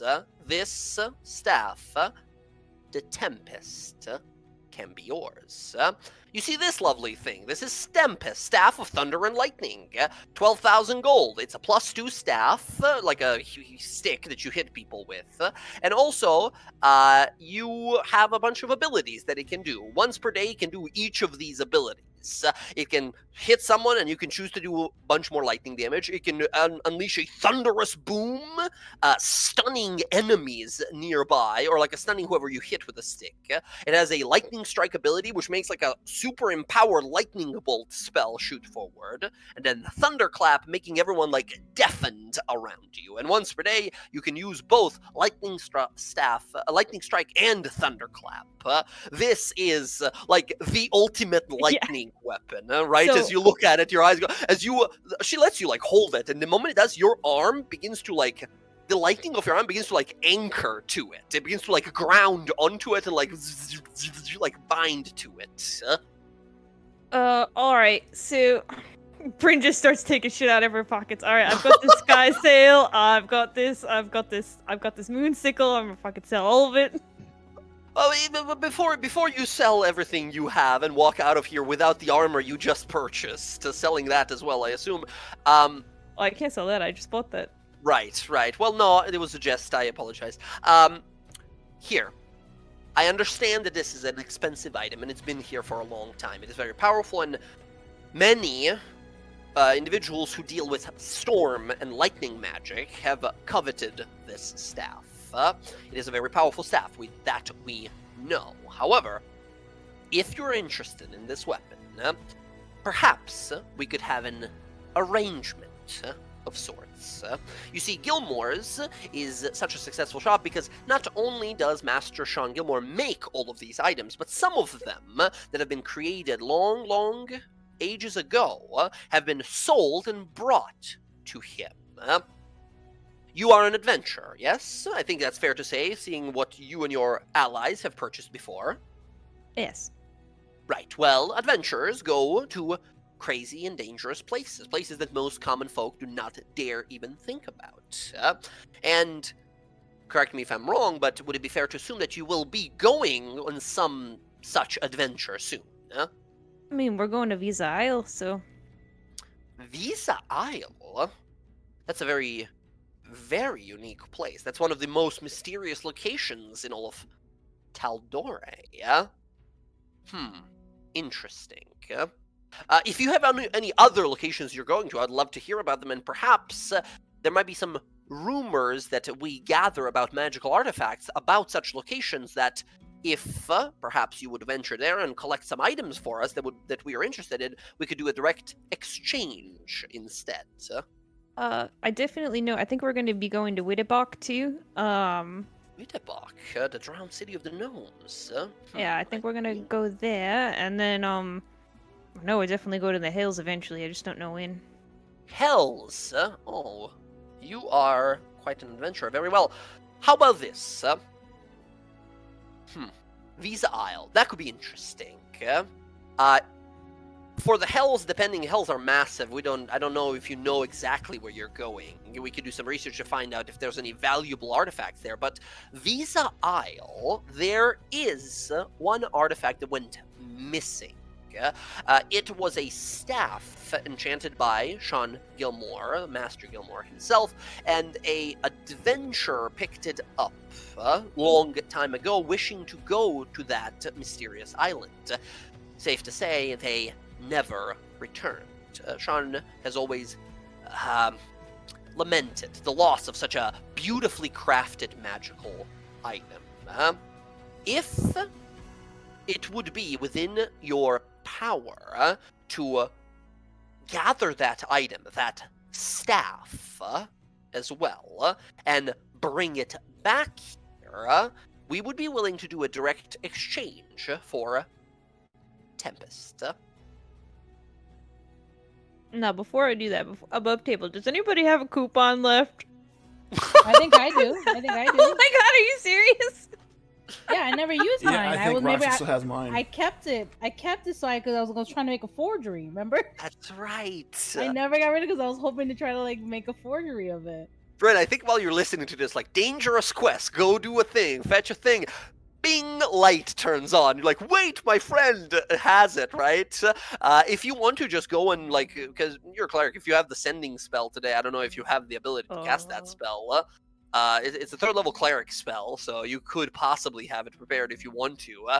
You can Yeah, just let's go say I find do. Roxy, and I mean, Roxy, it's the last one you have. What do you say to Roxy to, like, make this deal? This Roxy, I'll give up everything with the vassal shit if you'd please just give me this coupon. I'll call it Are you even. serious? Yeah, I don't give a shit about that. I need the staff. That means no golem. Yeah, fuck it. You The promise? staff is really cool. It's like as cool as your cloak. Like that's how cool it is. All right, she's gonna go in her bag. Like I was gonna make forgeries of this, but Yeah, but it's like worth like 12,000 gold. Like this is definitely worth it. you have 6,000 gold. I can give me a second to work things out. I have enough. All right, she's gonna put the the coupon on the table and reluctantly passes to Sherry. She looks at it, says, I see. These were given out long before. Ah, yes, of course. I've heard much of your deeds and heroics. Of course, this is accepted. She stamps through it. It magically sort of glows for a second, and its magic disappears. As she puts it away, Roxy, you feel so like... she has a stamp, right? Yeah, she, like, stamps through it, and the stamp, whatever it does, like, absorbs magic from this coupon. Oh, okay. So it has All right. magic So in the how coupon. much? Oh, sorry. All right, she's gonna just watch. She's gonna watch to see how much she can like totally reforge these coupons. Go ahead, give me an investigation roll while this exchange is happening. But Bryn / Emily here, we're down to 6,000 for the Tempest. Okay. So how much can I get for the size Roxy, sky it's sail? magic. It's hard to figure out. For the sky sail, they tell you this is the one place on Taldore and Exandria where they say like these are Arashari artifacts. We were instructed by the voice of the Tempest, the leader of the Ashari, the Arashari, to not purchase items like these, and to look out for anyone who might be selling them. Well, I am an Arashari, so shit. Oh, and why would you be trying? Isn't this like a communal treasure or something of your people? That's not as cool as that stuff. Well, okay, fair enough. Still, we are not to buy any such items that are related to any of the Ashari. Fine, I'll keep it. So what about this moon sickle? It's a +1. The moonsicle, yes. Certainly this is a very useful item. She sort of looks it over, says it is very specific and useful to only specific spellcasters like druids. Would be willing to buy it for 650 gold pieces. Well, Roxy, I don't have enough gold. Turns out... They won't buy my shit. All right. So you already took my fucking coupon. So you have to make some kind of deal here. Like, can you like give her like a quest that's not as dangerous? I guess. Oh, I mean, if you wish to coupon, we have coupons here. I'll just give you your coupon back if you sort of rushed into this decision a little too fast. You know what? Can she have the coupon when she gets the money for it? That's a very... Why? Like, I'm gonna pass my coupon to her when she gets the 6,000 gold for the staff. Okay, but if she doesn't have it right now, I mean, I'm not gonna keep your coupon. It's Can't yours. keep it here like on layaway or something. Just put it in the back. Say I you owe you might- a coupon. You might be in peril and not show up for months, and I might forget. I mean, I'm tentative, but still, a lot of people pass through the store. I could die, and then she doesn't have a coupon. You see, this way she still gets to keep her coupon. Make me a persuasion roll, because she's like, why would you want me to keep your stuff? 13. Okay, she says, I suppose, all right, you can stay here until I'll just make a mention in the ledger, in the work ledger. She looks to you, Bryn, and says, well, the staff will be here until such time you are ready to purchase. All right. I only got 3,200. Maybe we can sell that adamantium ore and shit, and then we can come back. Wait, I can't even mine it. We could totally mine it. We just gotta get some black powder. I have to actually will buy some more black. Oh yeah, take this dragon's egg too. See if whatever you can get for it. I guess. I'll take my moonsicle back. I'm not gonna sell it right now. Ah, okay. All right. All right. And she did tell me like they try to lowball her with like 200 gold, right? Well, yeah, well, they were honest about it, right? They said, like, I'll give you 250, but any collector out there will probably offer you much more. Yeah, I'll take it. And when I go to my criminal contacts, I'll try to. Yeah, see if I can Roxy, get go it. ahead and give me one more deception, intimidation, or persuasion roll. Whichever one you choose will be at advantage when you go down to the slums, to the grotto, the sprawling catacombs and tunnels beneath the city where the clasp operates. Intimidation. Awesome. You find one individual down here. They bring you on over to the individual who replaced. I don't know if you remember that spiraling Ziloa lady that you Yeah. guys murdered. She's been replaced. There's this sort of younger looking halfling man, and he is a bit of he's got his stuff, but he's a bit of a pushover, and you're able to sort of push him around a little bit. He says, I'll have to check with the rest of them. Shen might have my head for this, but that's a dragon egg, man. We gotta have that. I know exactly who to sell that to. 1,000 gold. Sound good? You do know, like I killed the last person who was like your I'm job, already, right? I'm already giving you a good deal here. I don't. Okay, fine. 1,200, but that's as high as I can go. Deal. Okay, he shakes your hand, takes the egg. 120 platinum in your inventory. 1,000 more gold than she wanted before, so. Mm-hmm. Hell yeah. All right. Little forceful persuasion gets you everywhere. Excellent. You can bring that money on back. There you go, and Bryn. You got 1,200 gold, Bryn. More in your Yes, pocket. thank you. All right, so now Mhm. I've got 3,800. All right. I'm almost there. Excellent. Very good. I don't know, Emily, I'll let you do math to figure out if you can get up that mountain and figure that out if you can have that much coin. But in the meanwhile, is there anything else Bryn wanted to do? I mean, if anybody wants to lend me 1,500 gold or 1,500, 1,500 and 300, I can't math. Bryn saw the staff and made it her life mission to get it. All right. I have is 1,400. I mean, it is an extremely powerful staff, and Does it work for with a my abilities? tempest, yes. Yeah. If you read your ability, it just says when you do lightning or thunder damage, which I think is what Bryn's thinking, and then realized, Yeah. like, oh my god, I have to. It is attunement. Keep in mind, though. Yep, I have a spot now because I got rid of the Okay. armor. Oh, that's right. Okay, cool. If that is in while Bryn goes into debt with the rest of her party members, I think we're gonna go over to Casimir. Casimir, is there anything you wanted to do the following day? Yeah, but real quick, if Bryn wanted to find Casimir has items he's not using. He also has a bunch of gems. Mm-hmm. For what it's worth, real quick, I did my item list perusing. Mm-hmm.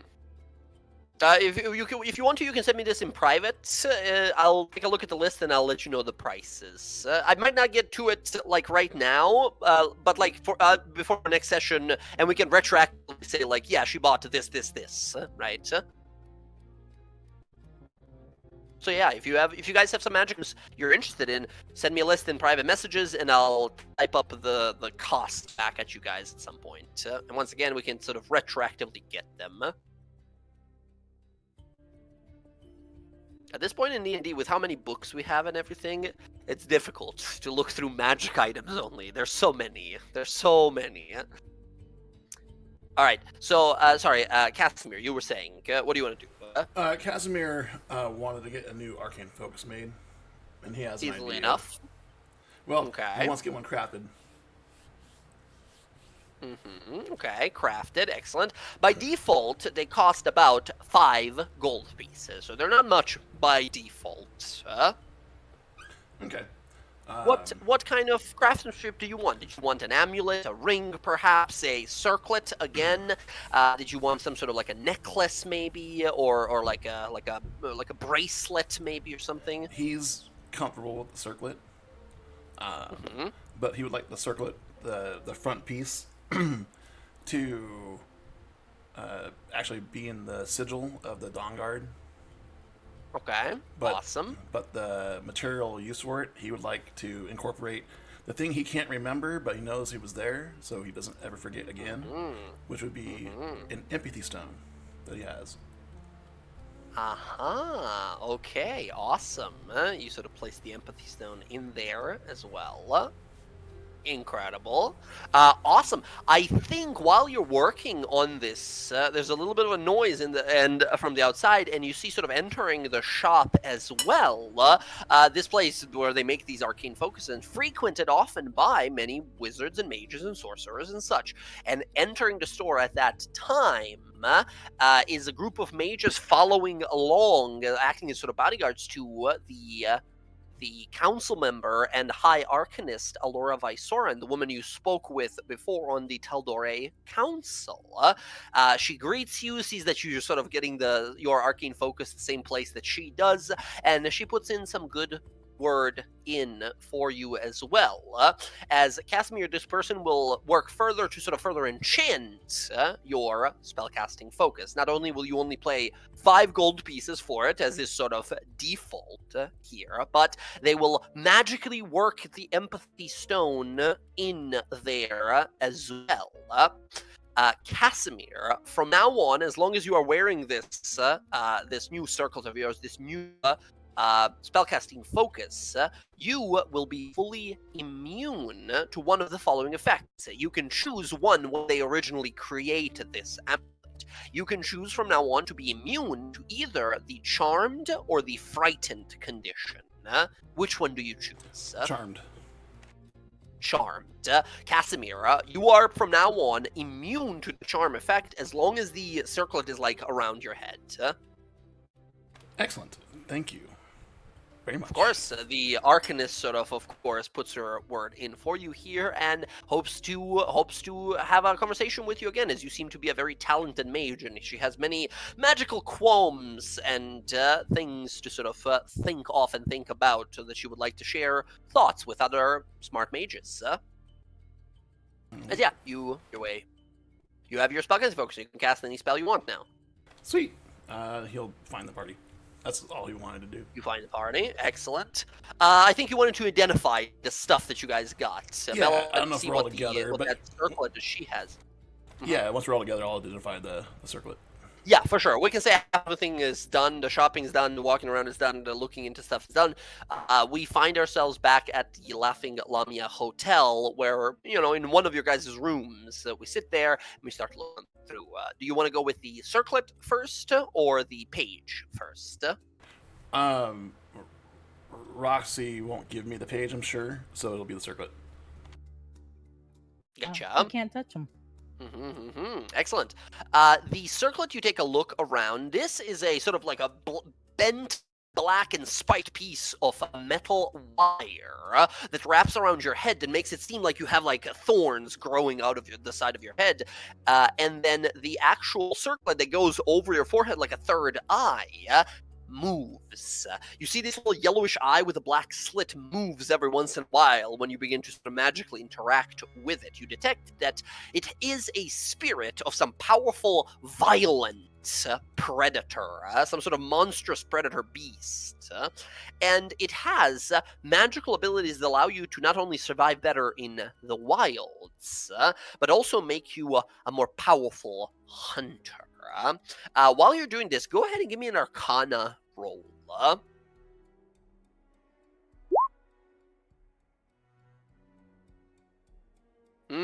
Oh, incredible.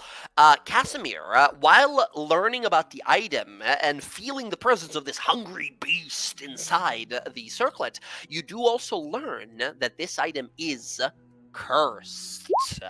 It does hold a curse within it here, and you spend a moment to sort of try to learn what it is, and because of your incredible skill with the arcane, you learn that this item does all the following things. I'll just show you guys the little handout. This is the item you found. The Circlet of the Huntsman's Third Eye. It has multiple features. You have to attune to it. While you're attuned to it, you have advantage on survival checks. Additionally, whenever you cast Hunter's Mark on a creature, the damage of the spell is increased to a 1d8 from the normal 1d6. The circlet holds 3 charges and regains all at dawn. You can expend one of its charges to cast, as a bonus action, Hunter's Mark on a creature within spell's range.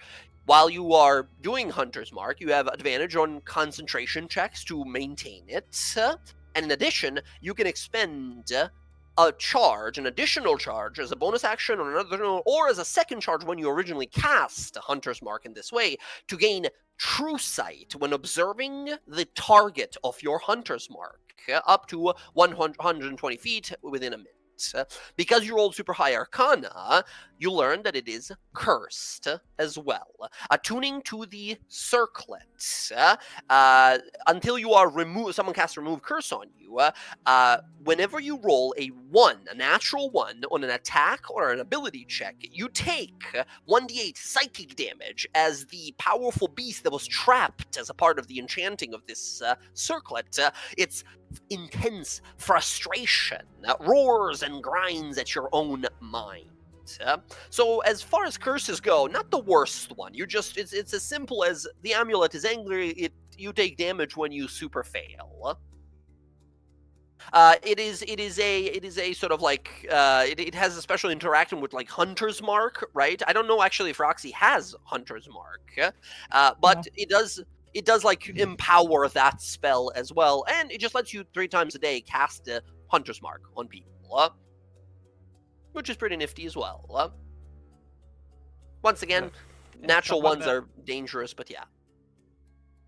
I'm just saying, that looks pretty tasty. If we're all together, this thing is cursed. It doesn't give a good presence. Perhaps we should get rid of this thing, but I won't act until you all decide. I mean, you could sell it, see how much it's worth. And shit, I'd use it.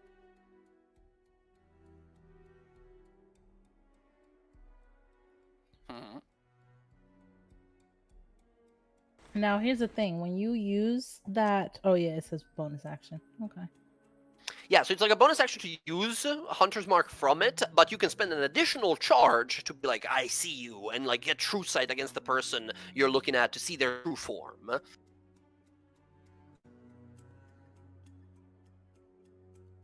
Which, once again, you found this item on Ash, which makes you guys think like, who is she looking for? Why was she using this on us? Who is she looking for?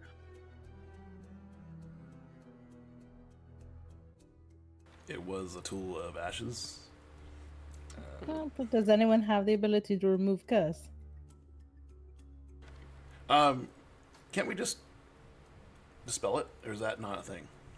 No, you have No, to use dispelling is the magic that is currently going on. Curse is like a malicious, a sort of acrid kind of magic that lingers onto you. Even if you take it off your head, you will still be cursed, right? So you can put it in your pocket and give it to your friend. It's not gonna make you want to have it back, but while you're cursed, the curse effect remains, which is like even if you're not using it, you roll a 1, ouch, ouch, ouch, my brain hurts. I mean, if someone has the ability to remove curse, I say one of us can use it. That way, if it starts getting really fucking bad, at least we can remove the curse. Right? I mean, I'll say with a natural 20, you know all of it. Like, you know this is exactly what it does, and there is no additional, like, hidden parts to it. This is the extent of it.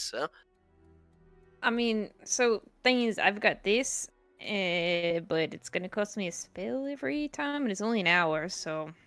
No, like completely remove curses. Can you remove I them? can't do that right now. How many levels of cleric do you have for Bryn? 7.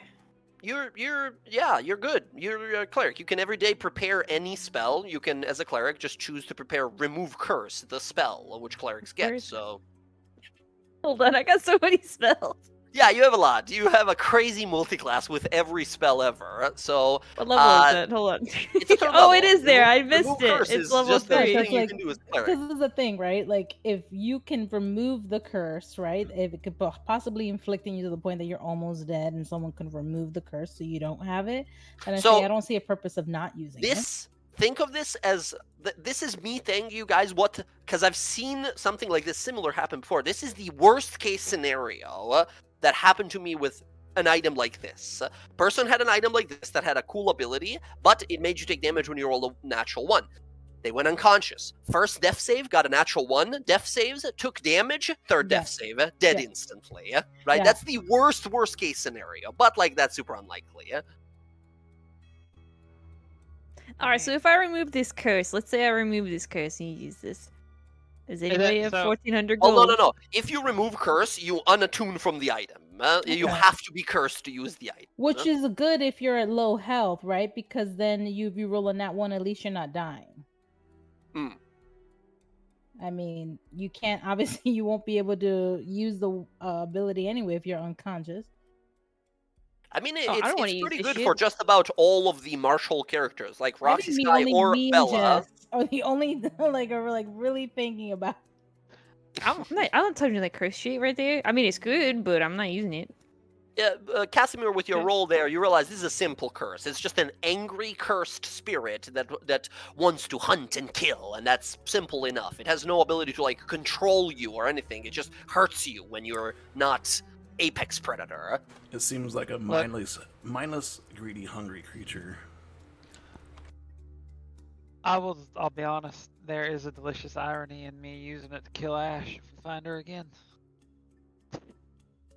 hmm I think with Sky sort of eyeing it there, is anyone else who wants to throw their name in the hat, or do we give it to our gunslinger?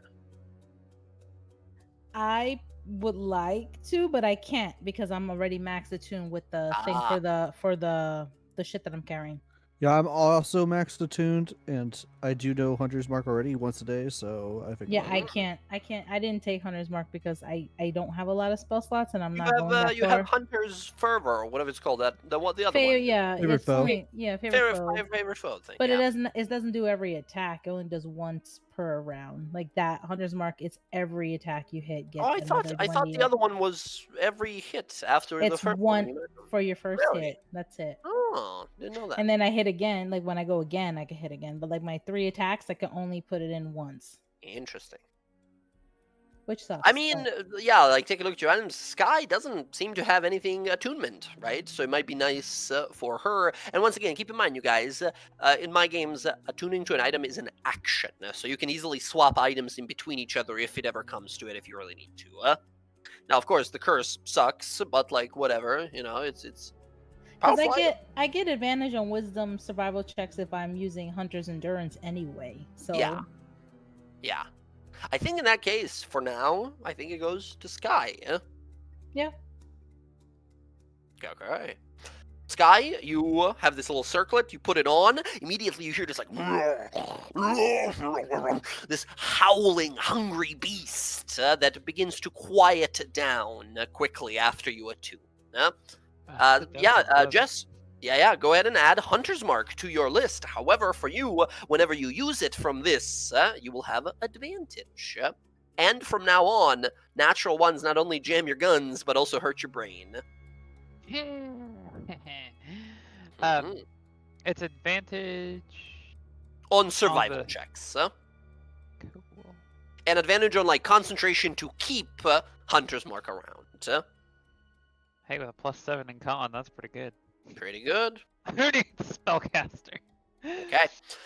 Roxy, did you want to maybe give me an Arcana roll to see if you can figure out, without letting Casimir like touch and identify the page, the scroll, what it does, or do you just want to leave it there and whatever it does, it does? does he have to physically touch it to be able to identify it? Identify is a touch-based spell. No. However, Casimir has just picked up his empathy stone, which makes him immune to any charm type effects. If he would relay that to her, she would watch while he identifies Mhm. it. So you all would have noticed a new circlet, and the surface of the emblem sigil of DawnGuard on it is an empathy stone from the Hells. So you all would probably know what it is. He would relay, if you ask about it, that it has the immunity from charm effect. Because he's afraid of Ash or someone like her charming him. Alright, well, she will hand it over. The second you start acting weird, I'm snatching it out of your hand. I don't blame you. Me and these things don't have a good history, even though I only touched it once. Alright. Can I ask a quick question from anyone? In the compendium, do you guys see Hunter's Mark as a spell? I don't. I think they might have changed it. What? I don't. Yeah, I don't see in the compendium Hunter's Mark as for Dragon Drop. Hunter. I see it. Oh, there it is.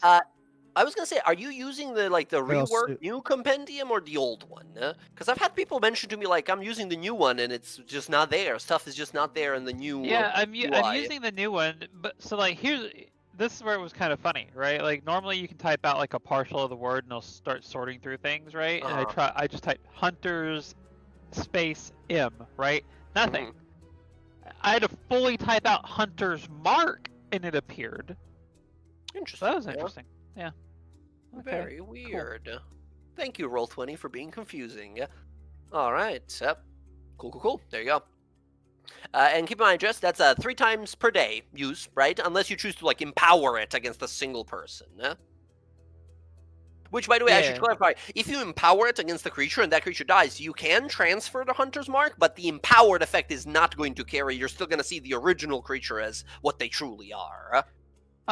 When you're wearing the circlet, is the Hunter's Mark you cast through the circlet also a 1d8? Yeah. It empowers Hunter's Mark as in general, like as the spell, and it allows you to cast it, aka have the empowered version. Cool. Yeah. Okay. Casimir, very cautiously, with the new Empathy Stone in your spellcast as your spellcasting focus, you cast Identify spell on this scroll. You feel a Icarus, horrible, sort of wilting feeling of necrosis. However, once it fades, you tap into a well of nearly infinite power. This page looks to be a representation of like some sort of like an obelisk, like a pyramid in the background, and a group of like clerics or priests or some cultists prostrating themselves in front of a vast aberrant being with long arms and tendrils and tentacles with hellish symbols across its body. And it seems as if the creature is absorbing everything around it. Life, death, existence, all of it. This one is much simpler than the others, but much more powerful, too. You find, and now have in your party's inventory, page number 6, Worship. This page says, as a part of an action, you can peer into a rift between realities. When you do so, you must make a DC 17 int save. On a success, you connect to an endless stream of divine energy of unknown source, causing your damaging or healing spells to deal maximum possible amount of the dice instead of rolling for 1 minute. If you fail the saving throw, you instead deal minimum possible amount instead of rolling for 1 minute. This is the, like, sorcerer's ability to use all of their magic all at once, body bursting with energy, you can see your veins filled with power, right? However, if you are not strong enough of mind, it will take all of that as well. It will drain all of it as well. This one in particular seems to be focused on spell casting, unlike the other ones. That is page number 6. Oh god, that's so enticing. It's not even that bad. She's gonna snatch it from his hand. Yeah, you grab it Casimir- quickly. The player is like, oh, I that's think really that good. that was Rav. But Casimir is like, Here, Roxanne. And he explains what it is. Casimir, you do not feel any strange whispers or anything like that. This time you do this inspection of the scroll. It feels almost refreshing, and not to hear the sort of strange whispers of the one-eyed god. Good. Well, Right now, you guys, we're rocking number 1, Spell Plague. We got number 2, Alchemy. And then we got number 4, Dimensional Stranger. That's 4 pages now. You do all realize, like, okay, so there is a 3 then, and probably a 5 out there somewhere. Do we know what page the one that we used was to go back in time? You never actually got to look at it because Roxy pulled it out of the thing, and the moment she touched it, she felt this like incredible pull, aka roll that wisdom save, charisma save at the time, and then just shit happened, right? And we never actually got to like take a look at the scroll. Roxy, I'll say if you want to retroactively, I need you to roll me a giga high perception roll to see if you caught what the number was. Ooh, that's a pretty fucking high roll. The last one that you saw was page 20. Oh, good lord, guys. and she would tell them it was page 20. Uh, But I think- it didn't say anything on the scroll, like don't on the box, like don't touch it. There's no warning label. No warning label. It's Poor unfortunate. craftsmanship. Yeah, how, okay. How many pages do you think are in Vecna's book overall? A fucking lot. I really Could, know. This is could probably Casimir gonna be take like an a educated guess? lifelong journey of getting all. Well, these yeah, I shit. was gonna say, like, easily, Casimir is a wizard. You guys know that this Book of Vile Darkness is Vecna's spell book, and these are pages from it. You yourself, in Casimir, in your spell book, I mean, take a look at your spells, your number of spells. That's how many pages you're rocking right now, right? How many pages of a book would a level 20 wizard that was a level 20 wizard for a very long time have, right? Probably all of them, right? Probably some 300 plus, maybe? Who knows? But probably they're not all of these, like, powerful pages of evil. These are special. These are not, like, spells. Well, they're kind of spell-like effects, but they're not spells that you can do. Not anymore, at least. Do we know if Vecna had a spell book and then had the Book of Vile Darkness, or were they all the same thing? You think they're the same thing. You think the Book of Vile Darkness was his spellbook, and these are some pieces of it. All right. But with knowing now that Roxy saw number 20, page number 20, the last one, you think that was the end of that chapter of his book. It's probably 20 of these pages of strange, vile powers, and the rest of it might have been, other magic-related things in the book.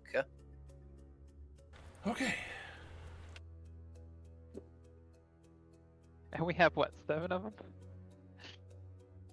You have 4. 4 currently. Ah. This is the 4th one. You have number 1, 2, 4, and 6. There's, Yeah, but 16 more to go. Well, There here's the we thing. You guys picked up this one knowing that Ash wanted to use the time travel one to, probably get more, which I think one of you guys made the guess of, like, ooh, they probably want it from there, but, that might mean that they might not have all of them. Obviously, they're still looking for them. You guys have managed to snatch up quite a few from them. And now Yes, she- Ash lost the red path, so she's got to do it on her own. she probably wanted to like just skip forward and just grab the whole fucking book. Okay. Mhm. I think after you guys have this conversation, you realize, like, all right, we either find a ship and try to see if someone's out there is crazy enough or wild enough to take us to Visa Isle, this, like, most dangerous sailing area in all of Teldore. That's what I wanted to do. I mean, I wanted to talk to Crescenda Holt a little bit to tell her. I thought we were just doing shopping. Yeah, this is, like, all part of the same day. This was all just, like, what we did that morning in the city. But also, I think you guys realize, like, okay, we got to decide, do we go talk to Vasil, or do we leave it for next time we're in the city? I mean, gonna be honest. I think we should just not talk to him right now. I mean, how about we let Casimir go talk to him? Seems like that might be a bad idea. You think so? Yeah, if we're not gonna all go together, I say we just let it ride for a little bit. I feel like Um, we're being. Maybe we should. Do you think we're just being a little too much about it? Should we just all go? Either A, we all go, or B, we just hit it after we get back from visiting Bella's home. We don't know how long that's gonna take, right? I understand we don't know how long it's gonna take, but it might let some things settle. And with Basil being as he is, he does tend to forget things after a little bit, um, as we have seen in dealing with him. So maybe a little bit of time, he might forget some of those details. All right, fair point. I mean, I want to go see if I can find a ship. I'm excited. You guys are gonna love being on a ship. It's wonderful. Cannot wait for the experience. Although, if it's probably gonna be a couple days to get a ship out. Here's the thing, you guys. We could go into a little montage here. You will not find a single sane, normal individual, a sailor in the city, who will take you anywhere close to these isles. They all tell you stories of shipwrecks and strange storms on the seas, winds that make no sense, and shadows in the clouds, all buffeting away their ships, destroying many, dragging them under the waves. No one wants to go. Bryn, you going to the university, meet with Jorland, and he lets you know, my girl, I'm sorry to say, but ever since the dean cut our funding after the last excursion, we were sort of the only ones going to the island. I don't believe they'll be wanting to reattempt such a educational excursion of that cost anytime soon. They inform you that nobody in the city wants to go there because it's suicide. It's too dangerous. So hear me out. What if we look for an insane sailor? A pirates. That's what I keep telling you. You all don't listen to me. What? Pirates is what I told you. Let's talk to some pirates. What do you mean I don't keep listening to you? I said before we should ask pirates. Don't ask people who are going to be part of the law. They're not going to want to do it. I didn't tell you not to ask a pirate. All right, let's go. I'm going to find some pirates. You find it. No pirates in Iman. No pirates coming close to Iman. All right, would I know where pirates would be? Yeah, you would, absolutely. You're connected with the criminal underworld. Yeah. You think to yourself immediately, I know where we should go to find pirates, and Sky is going to get traumatized because it's going to be ruins of Anoa, a place where she was captured by a vampire and tortured for a while. That's where we're going to find pirates. You don't have to come if you don't want to come. I mean, the pirate who did that to you, she's in fucking jail. She's a vampire. She's not a pirate, but yeah. She's a vampire. Vampirate, yes. Boo! Look. And Bella might want to go there too because it kind of touches with the Feywild. Maybe she could talk to that's the place of the weird Fey magic. And also, funny enough, that's where Dagger Bay is. Ruins of Anoa doesn't have much, but it is the closest distance to Visa Isle. I'm not saying no. As terrible as that experience was, I'm not afraid of walking back in there. I'm not gonna have a breakdown or anything. I just need a couple days before we go, if that is okay. Yeah, we gotta wait for your family. I need to talk to some people anyway. Yeah, perfect. Then yeah, I'm fine going down there. Cass, you'll be okay with it though, right? Because that's that's kind of where I shot you. It was a couple of days away from there. Like a day, yeah, about a day from there in the woods when you baited them into a trap thing. Should be fine. I've already died once. It fucking sucks, don't it? It really does. Yeah. How many of us have died? Raise your hands. This guy raises her hand. Anzu raises her hand. I kind of half raised my. I almost died. I almost bled out. That's not So- dying, then. So I think we all have almost died, but died? I don't know about that. Casimir keeps his mouth shut for his visions. Yeah, it don't feel good. It's very cold, and then you're like real fucking lonely for a moment. Then nothing really matters because you kind of forget shit, and then you're back and everything fucking hurts. Dang, it sounds like my whole life. Hanzo looks at you and says, "It was a little different for me. I saw a mighty flaming warrior with one eye as he tried to impale me with his sword, and then I was brought back.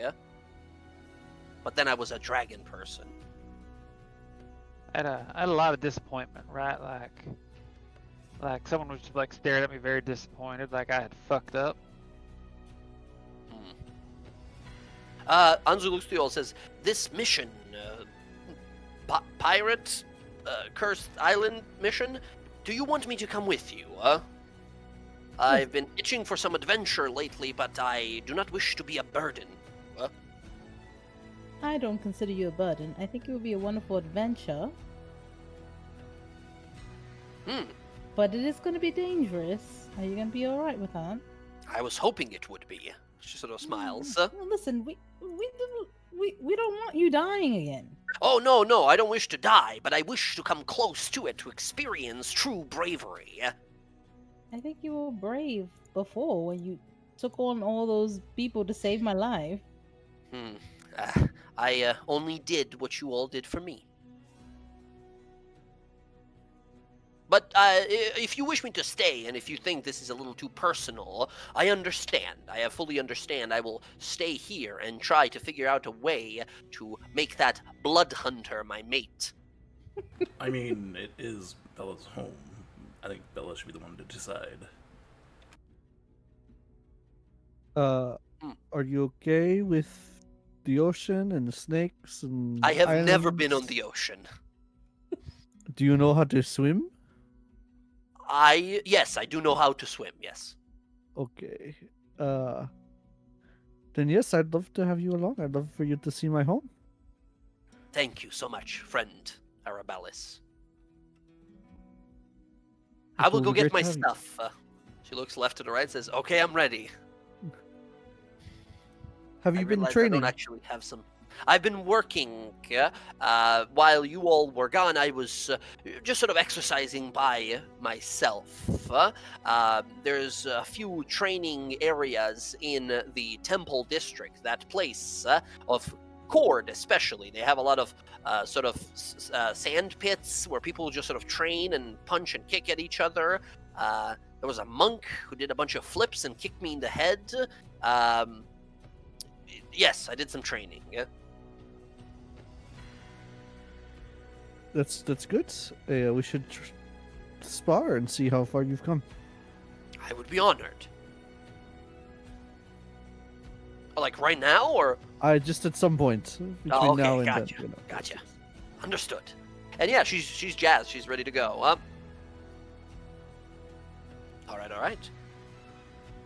It's okay. Let's go find some sailors. I guess we're gonna wait for Sky's family to get there, right? And then we're gonna go. Yeah, I would just while we're waiting, I will just talk to Kristen the whole. I want her to know about what's going on with what's his name digging for artifacts. Yes, Archon the absolutely. Crow. Archon. I thought you were gonna say like. Do you mention anything about like Vasil? I think she would mention to keep an eye on him. She's not gonna tell her who he is because we don't know who he is technically yet. Sure. Yeah, okay. She lets you know that, like, yeah, we talked before.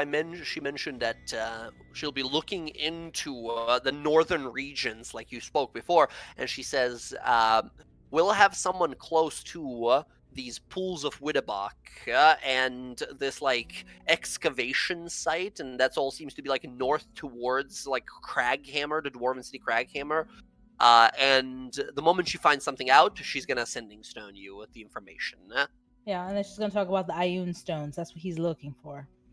Ioun. Especially since the Cobalt Soul is very big on like knowledge. Absolutely. That immediately gets her attention. She says, "This might be a little more of a priority than we thought. We knew he was bad news, but why does it have to do with Immune stones. Very well. And yeah, she'll mark it down, let you know at the moment they find out something. Okay. Okay. But- Yeah. I just want to say, every time she does go to Cobalt Soul, she does wear her robes. She just kind of like takes off before. She doesn't want people to know that she's part of the Cobalt Soul, because she just doesn't want people to know. But she doesn't want to disrespect them. Okay. Yeah, they are very much so sort of glad to have you on board. As with your latest achievements, they absolutely consider you a fully fledged sort of member and an expositor who goes out onto the field and does all these crazy missions for the sake of knowledge and learning secrets that villains would have hidden. Excellent. You guys wait for another day within Iman. Cloak of Manta Ray, go for. I'll look that up for you, I suppose. Give me Manta. Cloak of the Manta Ray. Cloak of the Manta Ray would be 600 gold pieces. It's a little cloak that lets you breathe in water and have a swimming speed, which is pretty nice. 600. And how much is Bryn short for the staff? I'm short. Are you looking to buy or sell? Sell. Oh, to sell, that's half price So to sell. 300. Usually it's 300 to sell. Hold on. 6,000,4474. By default in D&D, you buy for full price, you sell for 50%. Gotcha. I'm short 1,526. Not So- that far. Okay. I don't have that much. Oh, as a quick mention, if you guys are really looking to do this, in the party loot, you have a necklace worth 100 and 5 gems worth 100 as well, just chilling in there. Also, you have 8 art objects worth 50, and some drugs. You have cocaine as well that you can sell. Oh, what's the cocaine worth? The zeal, to most people, worth a prison sentence of 30 days or more. But to Roxy and her folks downstairs, each little bag of it would be about 50 gold pieces. I mean, I can sell them if you. Well, I'm not In gonna. fact, No, Roxy I'm not gonna rolled high. encourage that. Maybe I'll sell a little bit more because I scared the shit out of that guy. For what it's worth, the two things I had wanted to get, Jay. Mhm. I don't know Take a how look as well expensive they're while gonna we're doing be this. as a whole. Mhm. But I do have quite a chunk of money, so I might, depending on how much it costs overall, I might be able to help Bryn. Okay, so do you want to keep this a secret, or should I just tell you what the price is? I kind of want to keep it a secret. Okay, yep. Let me type this out for you. Okay, this one's expensive. The rest of you guys as well, if you have other things to sell, if you want to make it to the staff with the 50% off. But yeah, let me see the other one. Okay. Might as well look this now. Why not?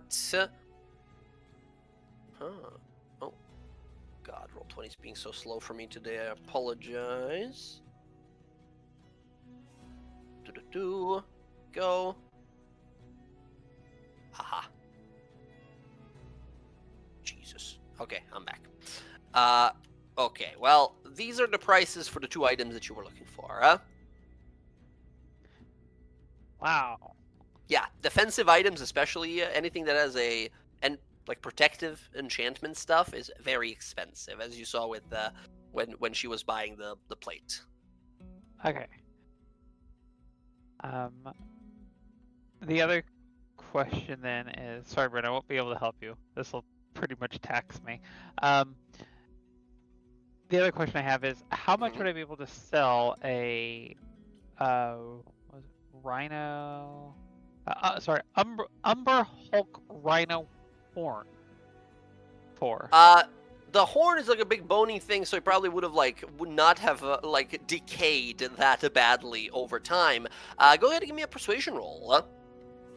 It's a weird monster part that not a lot of people would be looking for, but if you're all very high, you find one guy who's absolutely into it. 15. Okay. You find a person who's willing to buy it from you for 100 gold pieces. 300 gold pieces. Yeah, I don't think I'm making a rifle stock out of that thing anytime soon. You want to sell it? Yeah, Okay, 100 gold, 10 platinum, whichever way works for you. yeah, that works.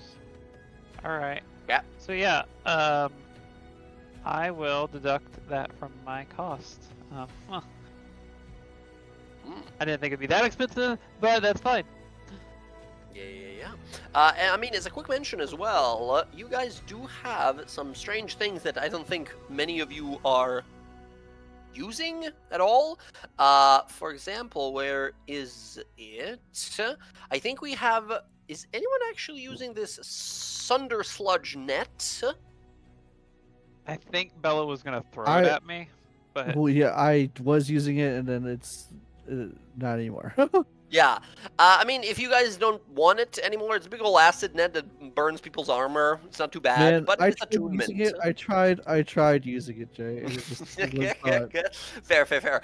If you wish to sell it, you can sell this thing for about 350 gold pieces. Which is not bad, but I don't know if you guys want to keep it. It's an acid net, right? It could be nice. Other than that, I don't know if you guys have any sellables. I think we might just have to wait for next time to get Bryn that staff. Bryn's actually pretty close. Yeah, really? I would theoretically have enough. It depends on just the last bit. So I mean, I would only need to break 3 of the gemstones, and then there would be left over from the 3rd gemstone. Oh, shit. It's Or from the party Roxy loot, could right? take The the thing you're talking yeah. about? I mean, yeah, And it's- Roxy was throwing money too. Oh, shit. Okay, Yeah, I'll give okay. it that. I'll give 1,000 of my gold. I have only damn. 1,400. Okay. And I Cal's mean, got his cloak, the manta ray cloak. Mantar Cloak as well. Okay, yeah, 300 gold there as well. I'll trust you guys to mark off the money Yeah, and the then- items from your inventories there. So 2,6, so that'll be Math, the favorite part. of D&D. 74 gold pieces. I'll just keep that in the party loot. Okay. Does that mean what I think it means? Yes. I am You now very Make poor. your way back to Gilmore's. The half-off coupon already cashed in. Standing there in front of you is Sherry. She holds the staff. She gives it to you. The moment you grasp onto it, as your fingers sort of wrap around the sort of ivory and silvered wood, you feel this electrical surge. As your already sort of like storm-made arm is now holding this staff that is sort of protruding electrical energy at all times. A very rare magical staff, one of the most powerful lightning staves? One of those that exists. You have Tempest, the staff of thunder and lightning. Thanks, Sure. guys. Yes. So Oh my excited. goodness. Keep in mind, once again, all of these effects. So first of all, this is a +2 if you just want to use it that way. It's a +2 magic stick. If you just want to hit people with it, you can just hit it with it. It's a +2 weapon, right? It's a quarterstaff, right? Quarterstaff.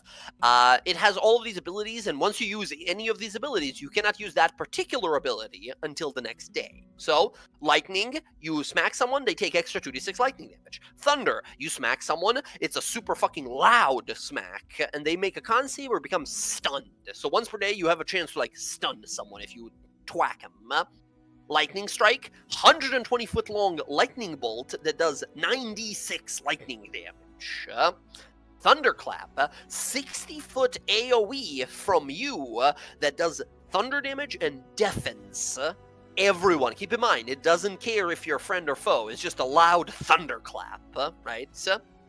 And then finally, thunder and lightning. You can use an action to activate both lightning strike and thunderclap at the same time, even if you have expended one or the other, or both previously, right? Pretty nice.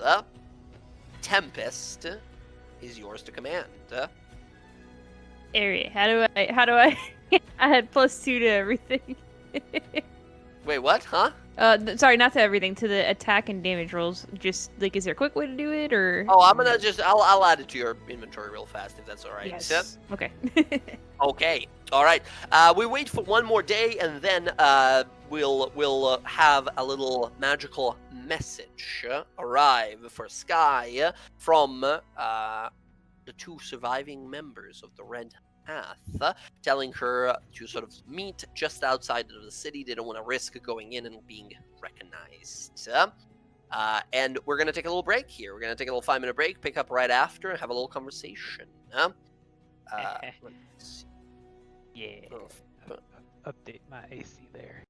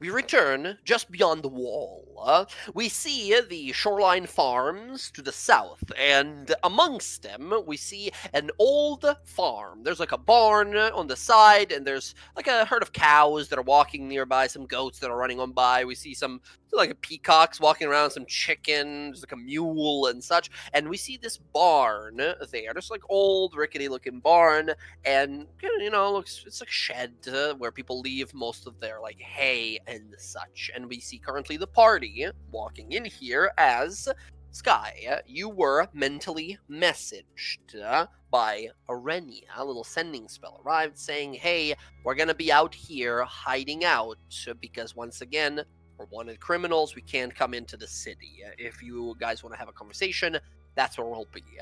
But we got some place to be as well afterwards. Yeah. I think as they approach, she's gonna stop at the door. She's gonna be like, I know there's a lot of questions to ask, but can I have a moment real quick?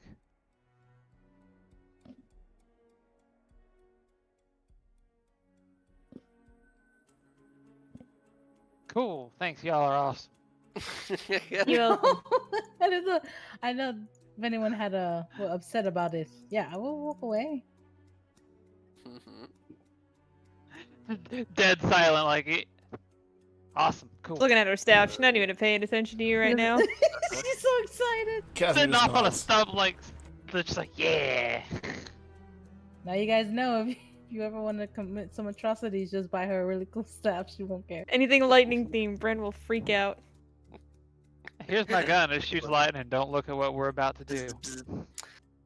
Okay, excellent. Skylith, you walk on in.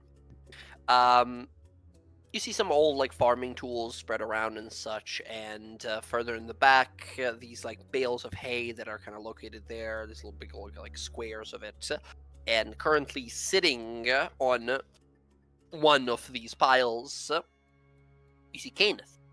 He's still in his armor, although his previous look in his eye that you've seen recently before he was dispelled and freed, that look of sort of unwavering concentration and iron will, is still somewhat there, but there's a tired look to him as he kind of looks on up and immediately goes to stand up as you get in there. You see on the side, currently they're sitting in the rafters with those sort of feet dangling down, currently writing something down in her spell book. You see Arenia, the sort of silver icy hair, as she immediately kind of hops down. Kenneth just sort of observes, but Arenia runs up and hugs you immediately.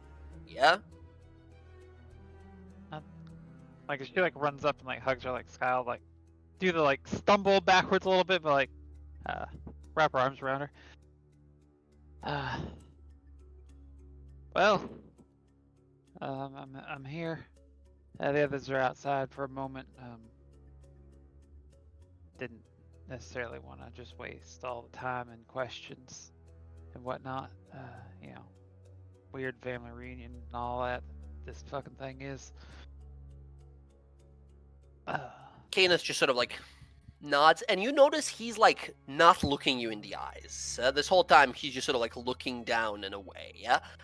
He says, "Right, of course. After all, Arenia jumps in, says, I have so many questions. These last few days have been torturous to the point of madness, trying to figure out, wrap my head around everything about what happened and with you and how you were with us but not, and then seeing you. I thought we were told for so many times that you were some sort of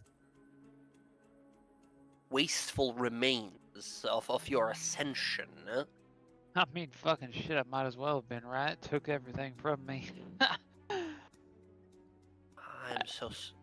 I don't know what to say. You have to understand. You have to know that you know me. I would rather turn this whole city into a frozen wasteland before I let someone touch a hair on your head. You know that, right? I don't know how to prove it to you, to show it to you, but that wasn't me. Whoever did that to you, that was not me.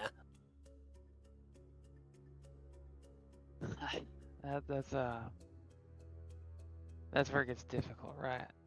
I understand everything that happened, and I know the situation, but you have to understand from my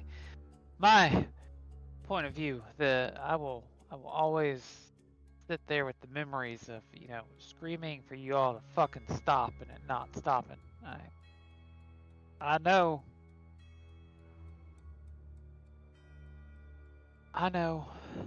that there was more at play than what it seemed like, right? Like that everything was manipulated. I still can't unsee what happened, but I'm working on it. It's I gotten get it. better. I know. It's. There's been so much time that has passed. I always thought you were acting a little different, but I thought it was part of your new sort of persona, your new leader, your new leader mentality. You were, blessed by the Red Prince, and you were a little different, and I accepted that as a little weird, but what happened to you, what we, as manipulated as we were, controlled, whatever that was, as much as it sucked, and it was maybe not our intention, it doesn't make it any better. It doesn't make it any easier. I can only imagine what you see when you look at us. You hear Kenneth still looking at the ground, says, it shouldn't forgive or excuse any of it. It's like I said, it's a work in progress. I will admit, about a year ago, I had every intention of hunting you all down, killing you. I was real fucking close to shooting Jorman, but I didn't. Those people out there, they have done a lot to help me kind of quell that anger, especially our wizard friend. He really kind of helped me put the pieces together that things weren't as they were. So, yeah, he's why a lot of this is possible. And then Bryn able to save you guys with the spell and everything that she had done. I heard her voice when we were in that fight. She did something, and then all of it, the strange clarity I had about the situation began to fade and muffle and distort, and then I saw all of these memories just sort of disappear from my head. She looks over to Kenneth and kind of quietly says to you, I think he was much deeper in that tar pit than I was. Fuck yeah, he was. The shit I had heard.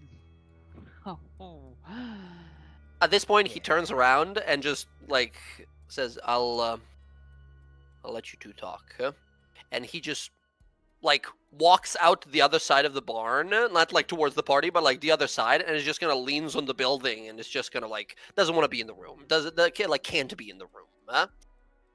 Arenia sort of gives you this oof, that's rough kind of look, and says, "You know about him and." Yeah, I do. Yeah, I do. I'm sorry. That's. We know that that we thought, but it doesn't matter.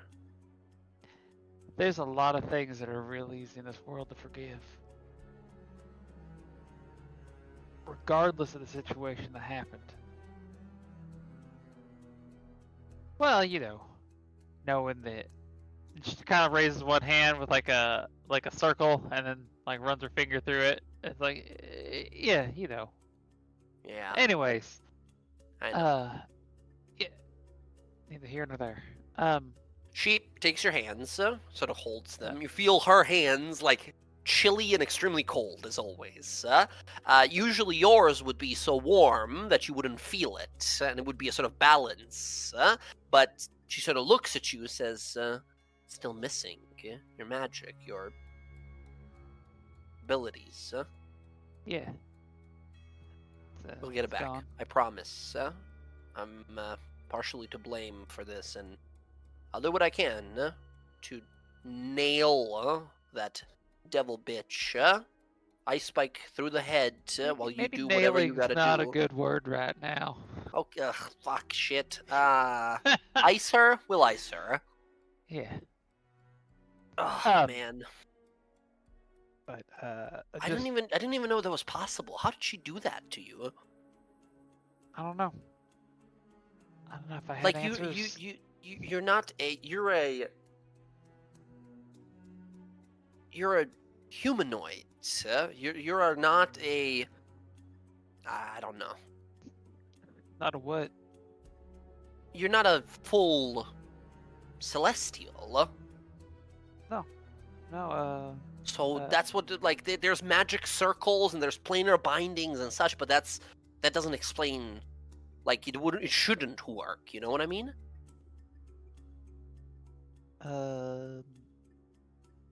I will pretend that I do, and I will act like I paid attention in everything that we were taught.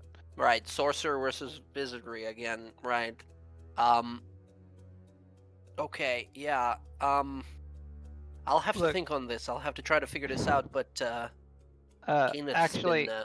Huh? yeah. Look, I know he's in like a bad way. I'll talk to him eventually, but the others have questions too. We're getting ready Right. to go hunt her down. Right. They're probably gonna want to know why we killed so many people. Probably, yeah. Yeah. Right. You don't suppose just saying that I was mind controlled is just gonna hand wave that? That might work for me so far.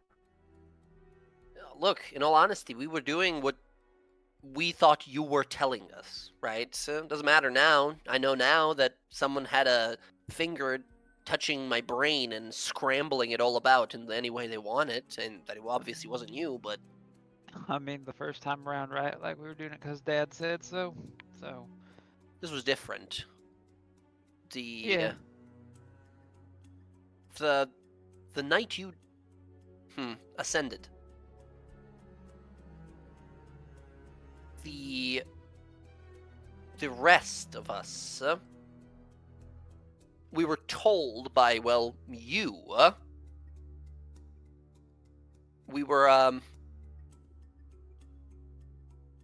told that that Armand, he had to step away, that his work was done, that he was done. He completed what he needed to do. That's what you told us. We've not seen him after, and now that I'm starting to realize that none of this was exactly real, I'm starting to worry that something might have happened to him. Oh, yeah, yeah, something. Do you did. know something? Ash. What's the look? What is that? What are you? Ash cut out his eyes and tongue and left him for dead. Her eyes sort of go wide immediately. Says, "She did." Yeah, he's alive. Like that? He- She left him alive? Did left him in a absolutely miserable state. How do you know? Where, did you find him? Yeah, I found him. I went looking for Shit. I went looking for Jorman. He's missing, by the way. I don't know where he is. Oh, I thought you, well, Ash, the demon woman, you, what we thought was you, told us that it was you all that destroyed him, that killed him. So She killed him. Do you want to call your friends in for this? Because Yeah, I'm sure they yeah. have a bunch of questions. Yeah, let me go get him, and I'll Right. go back out to the door and open up and be like, hey guys, we're getting to the question part now. If y'all want to come in. Casimir will walk in. Yeah. Okay. All You right. guys Bryn, walk in. The Stop place is. stroking her, you'll go blind. She's. Bryn's like I'm over in the already corner going pew pew pew with the staff. It's an awesome fucking staff. You begin to walk in. The barn on the inside is very chilly, like uncomfortably cold. You see a sort of silvery, icy, sort of haired woman standing there. Human, best you can tell, wearing what looks to be some formal leather with a bit of like chainmail kind of looking attire, a ceremonial looking sword, a nice sort of sword at her side that doesn't seem like it's seen much use, and a look in her eye that can freeze flames themselves as Oh. she sort of looks back and gives a little kind of half-hearted wave, like, hello. Well, proper introductions here. DawnGuard, this is my sister. Arenia, this is the DawnGuard. You can call me I know Ari who she or is. Renia or... Right, I remember you. I tried to Tried bury to you, kill if me. I remember correctly. Yeah. My bad? Yeah. What I meant to say is, that wasn't me. Not exactly. I mean, yes, it was, but I had a person in my head who said that was to be done, and I didn't really get to vote on it. I don't think that excuses me from trying to kill you, but I hope you understand it wasn't personal. Sure. Right. She's looking at her very suspiciously. Cool staff, by the way. Alright, it's pretty cool stuff, isn't it? Then they became friends. And so, no, she looks amongst everyone else. She says, I'm sure you all remember. Sort of looks back where he left. There's no one else here. You guys don't see the other guy, the armored guy. He's not around. Says, well, maybe later. Yeah. Points at Casimir. Says, you're the wizard, right? Indeed. Well met, Irenia. Well met. Right. Looks over to Bella. Says, you're the best friend of the cat person who almost broke all my ribs. She is a friend, yes. But Because I remember she pointed at you, said, hello, best friend, and she started punching me 10 times in less than 2 seconds. yes, I tried to talk to her out of that, get her out of the fight, but just like you, I feel like she's being used by that Archon the Cool. She doesn't know what she does, but she is quite talented. I can say that much. She holds the sides of her fucking hips like, yeah, she's okay. Yeah. Just know she's innocent. She really doesn't mean it. She's And just kind of what doing what is she's told. what is your name? My name is Arabellis, but you can call me Bella. Bellis. You're Yuan-Ti. You're a pureblood, no? Yes. I feel like I should remember something important about. Well, Does maybe it not have you, to do with but my home visa. I don't. she's as she's trying to like jog her memory. Like, I swear there's something familiar about that, but I'm not exactly certain. Ash, I guess, has a base of operations out there on that island. We're gonna go out there and see if we can't hunt her down and put an end to it.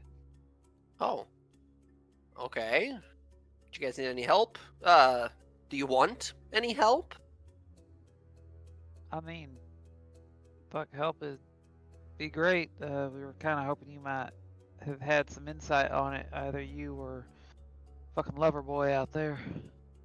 Oof, that's rough. That's not for me, for him. Yeah. Well, I don't know.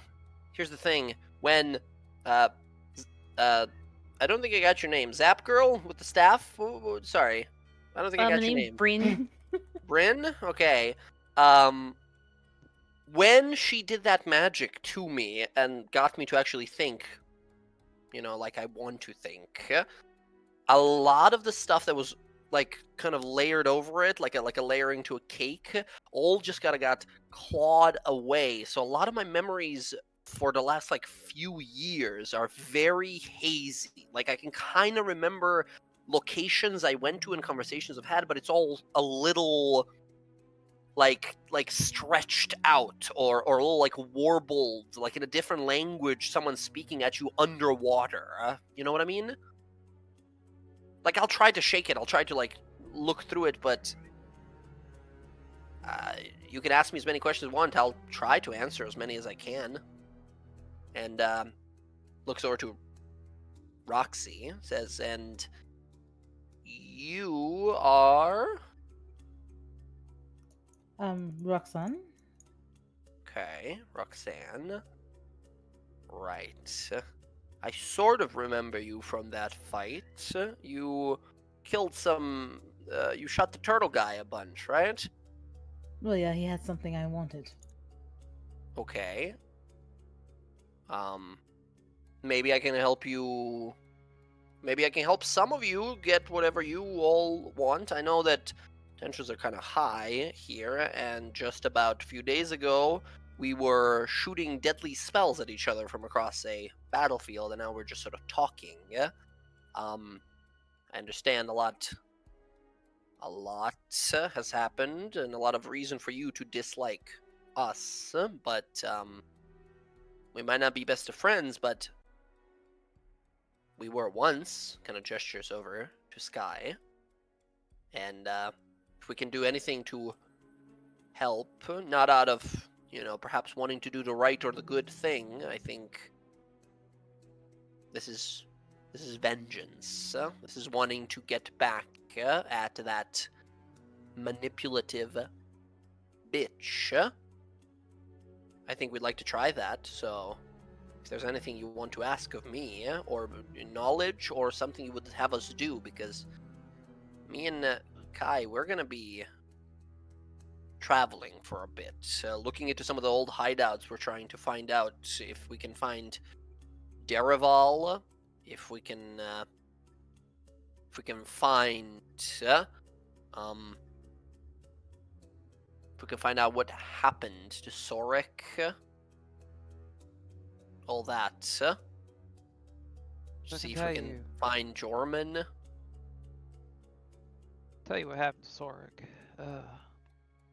I'm assuming what we were told is that you killed him. Yeah, Archon the not Cruel ripped his heart out of his chest. The Dragonborn? Yeah, the one that Fuck. showed up in the fight.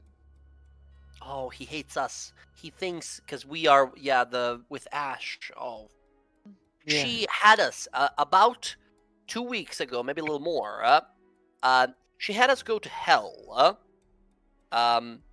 She took something from there. So when we arrived, there was a bunch of these like dragon fiend looking guys who attacked us. We were going for something else there. And we couldn't get it. We had to like retreat. And at that time, I felt like it was a little weird that she sent us into a place she already went to. But I didn't question it at the time. Yeah, so that's what killed him. And Jorman died when Bryn dispelled him. She killed him? You killed him? Well, It's no, I less brought him back that- to life. I brought him back yeah, to life. it's less that Bryn killed him and more that she broke what was on you and Kai, broke it on him. And when that happened, Ash turned and looked at him and like snatched the life out of him, along with his Huh. magic. So She she stole his magic? magic and life force at the same time. Like his soul? Pretty much. And when Bryn brought him back to life, he came back like me. And you see her eyes sort of like looking left to right as if she's sort of like thinking on something. She says, I think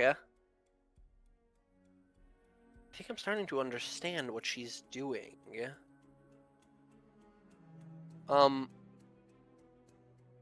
I owe you all a lot of questions, but I think my theory here is, you see, our little family, well, that we were before, Sky, Kaneth, myself, Jorman, Derival, and Sorik, we were all uniquely gifted. We have great potential for magic. We were all trained as mages and spellblades of different kinds, whoever was best suited.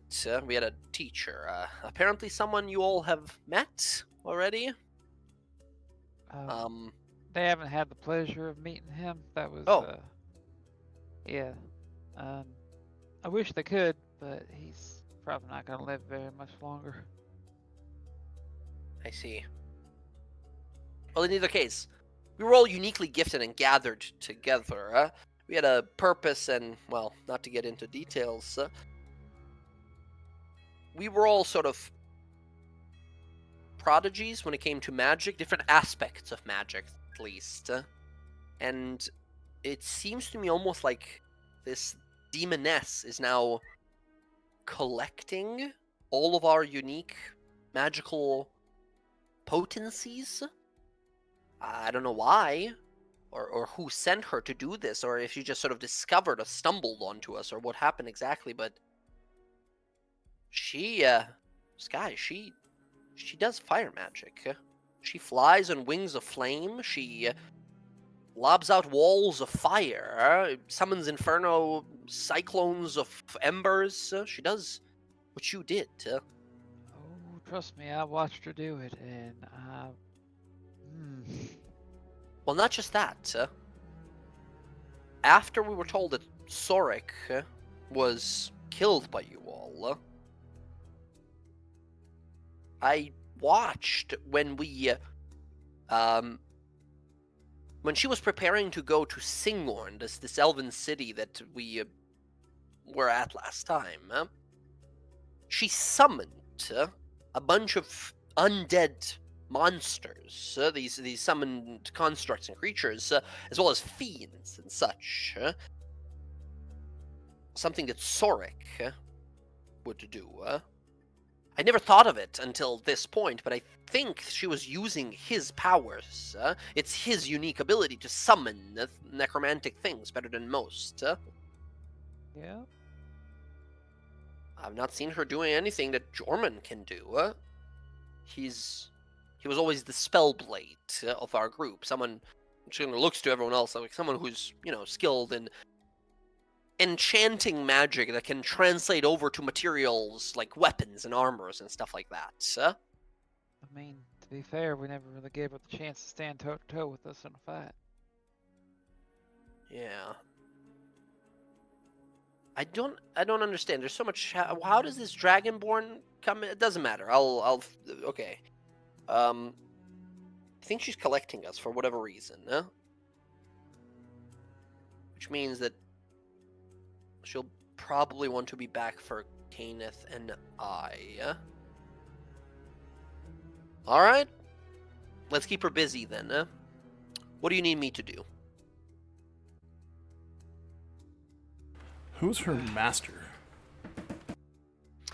I don't know. We thought that once again she was Sky for the longest time, so we assumed that she was acting on the behalf of the Red Prince. Oh, I don't know if you've explained it to your new friends here. I've tried a few times, but they never really seemed keenly interested in it. Do you want to? I What, mean, what exactly is the Red Prince? so I mean, it's kind of hard to say, really. It's a symbol of sorts. Yeah, A he's figure in our lives who helps hone our talents. yeah.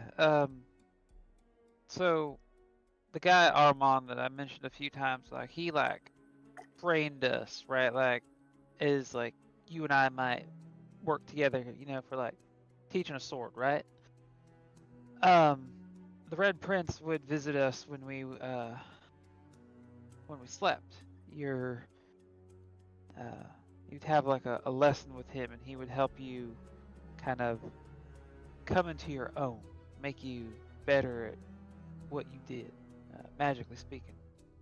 Um, he really helped me find a deeper connection with what was inside me. He did the same for the others as well. But it was a bit more than that. He kind of like a leader to a degree. He would initially, when we were working, tell us exactly what he needed us to do and kind of laid the groundwork for what we were trying to achieve before Ash showed up and corrupted it all.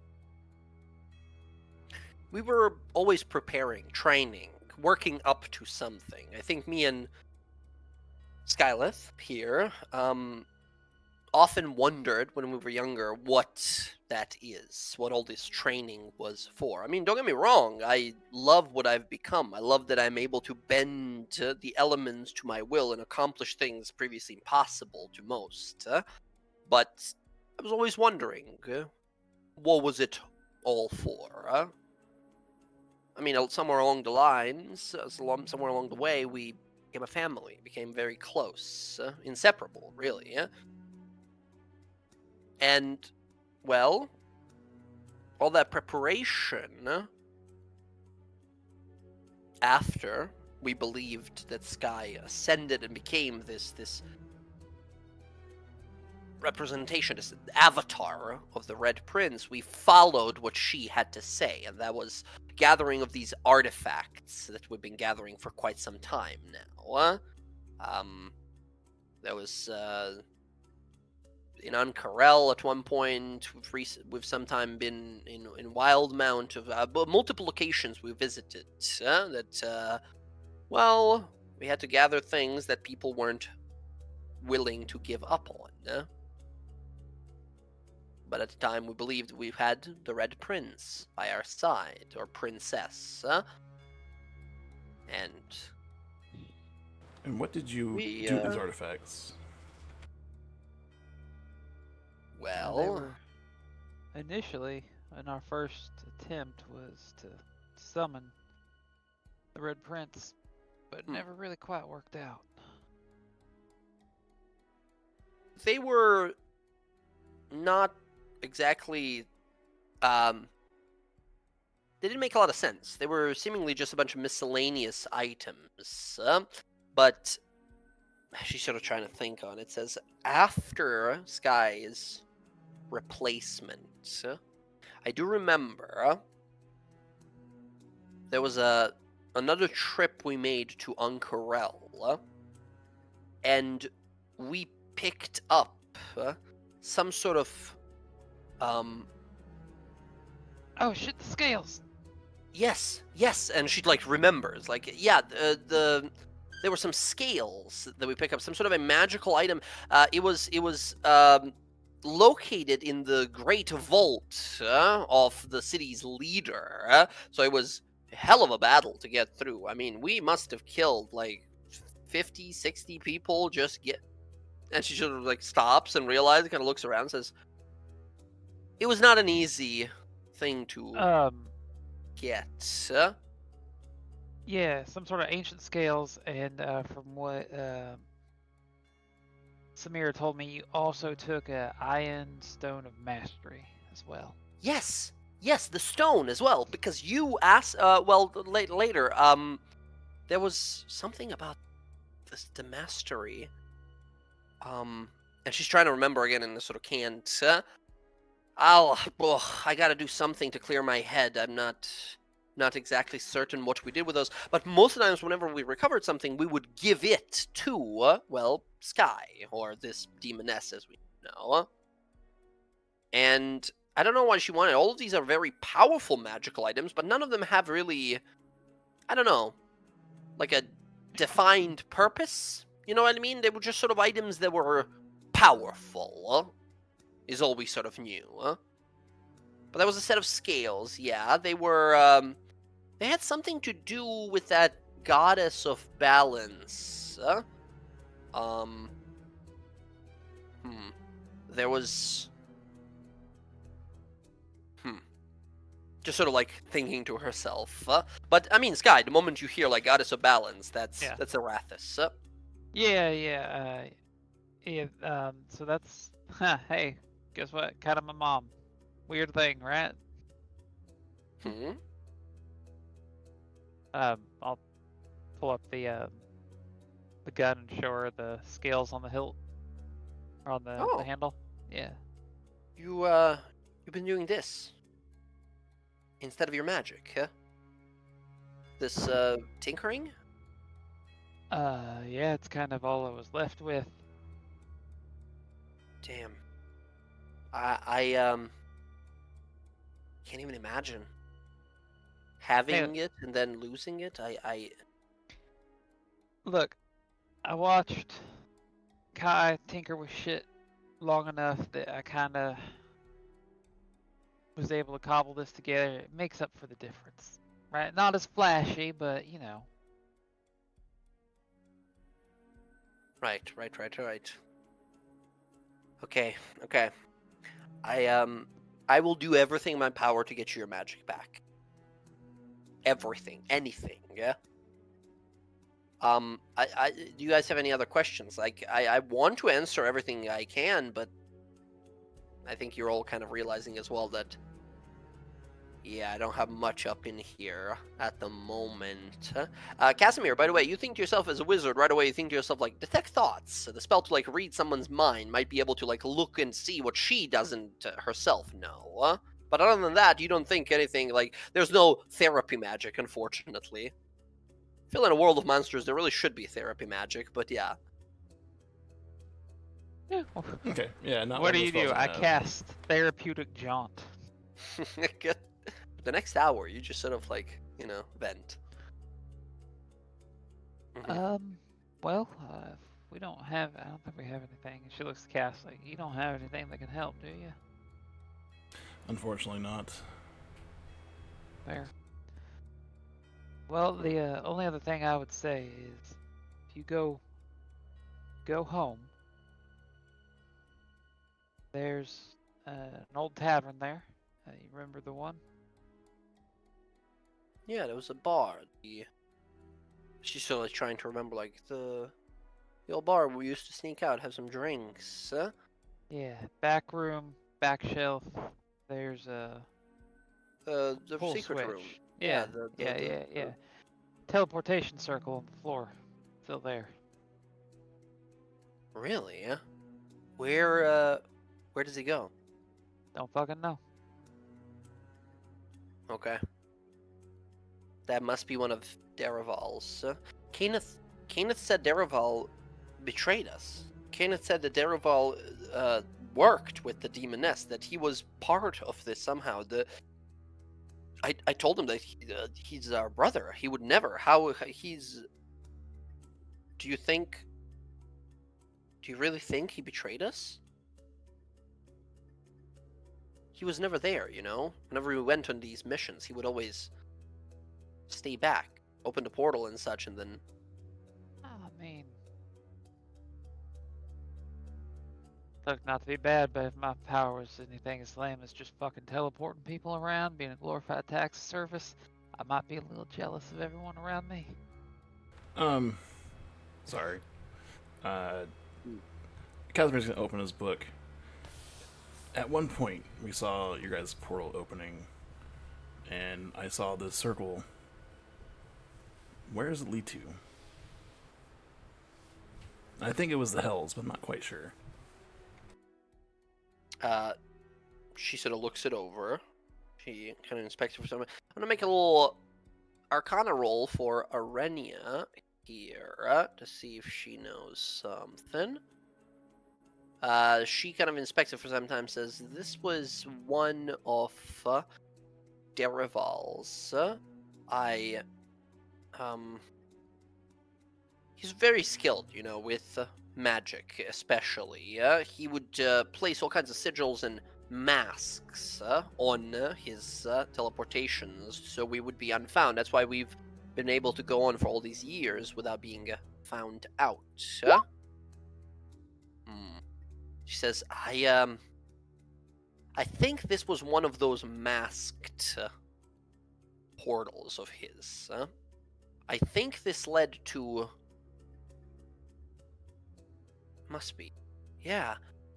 Me and Kenneth, we spoke before on our way here, and we both remember a hideout of some sorts. We remember smell of the sea, the salt in the air, and looking over a strangely sort of segmented and leveled layers of a mountain, like steps of stairs going down slowly towards the ocean. We both remember seeing skyships flying overhead. I think that is where that portal led to. I think I remember seeing the same sigil there.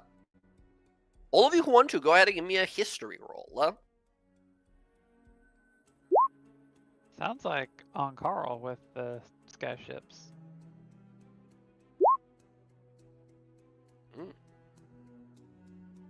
Okay, yeah. Is that anything I would be able to determine? Having nothing that is familiar to you from your previous experience. This seems to be something new, something after you were sort of away from the group. Yes. With your roles here, as a group, as you guys sort of talk for a little bit here, the description, like skyships, smell of the sea, skyships only go to skyports. There's only a few cities in the world that see often passages of skyships, and like layered mountain, like mountain built like a bunch of stairs. You guys start talking, looking at some of the maps you have, and you come to agreement. This must be somewhere in the Seashale Mountains, a area north, few days travel north of Iman, with a strange sort of texture to the sign of their cliffs.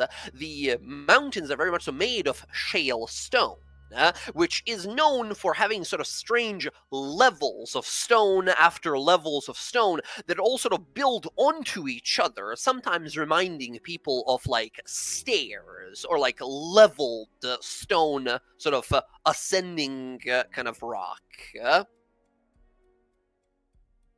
She sort of looks amongst you, says, I remember there was a hidden location we were working at when we were trying to contact some criminal individuals in Iman. There was some sort of a delivery or something like that. I really don't remember. Roxy, you immediately sort of hearing that realize when you spoke with the clasp folk. Yeah, that was that delivery of those Ayun stones that they were supposed to gather. That's how you guys learned originally that they might have some sort of a hideout north of Iman. Yeah, she will speak up. Yeah, we know about that shipment. I mean, I do. I think I related to everyone. The lady with that we killed in the sewers, remember her?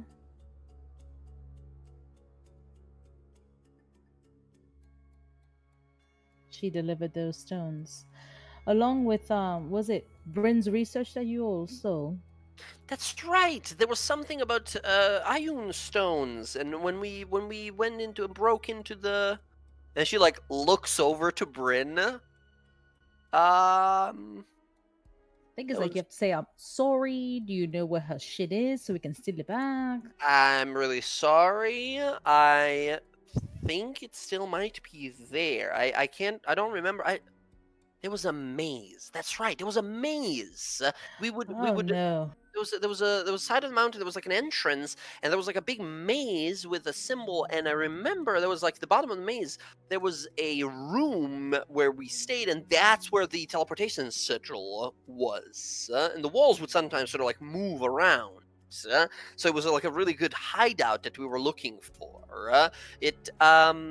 Yeah, Derival found it for us. I was curious about how he learned about it, but he never explained. But yeah, no, we took a bunch of Ioun stones because we needed it for whatever reason, and we brought it there. And there was also some research on an island of some sort.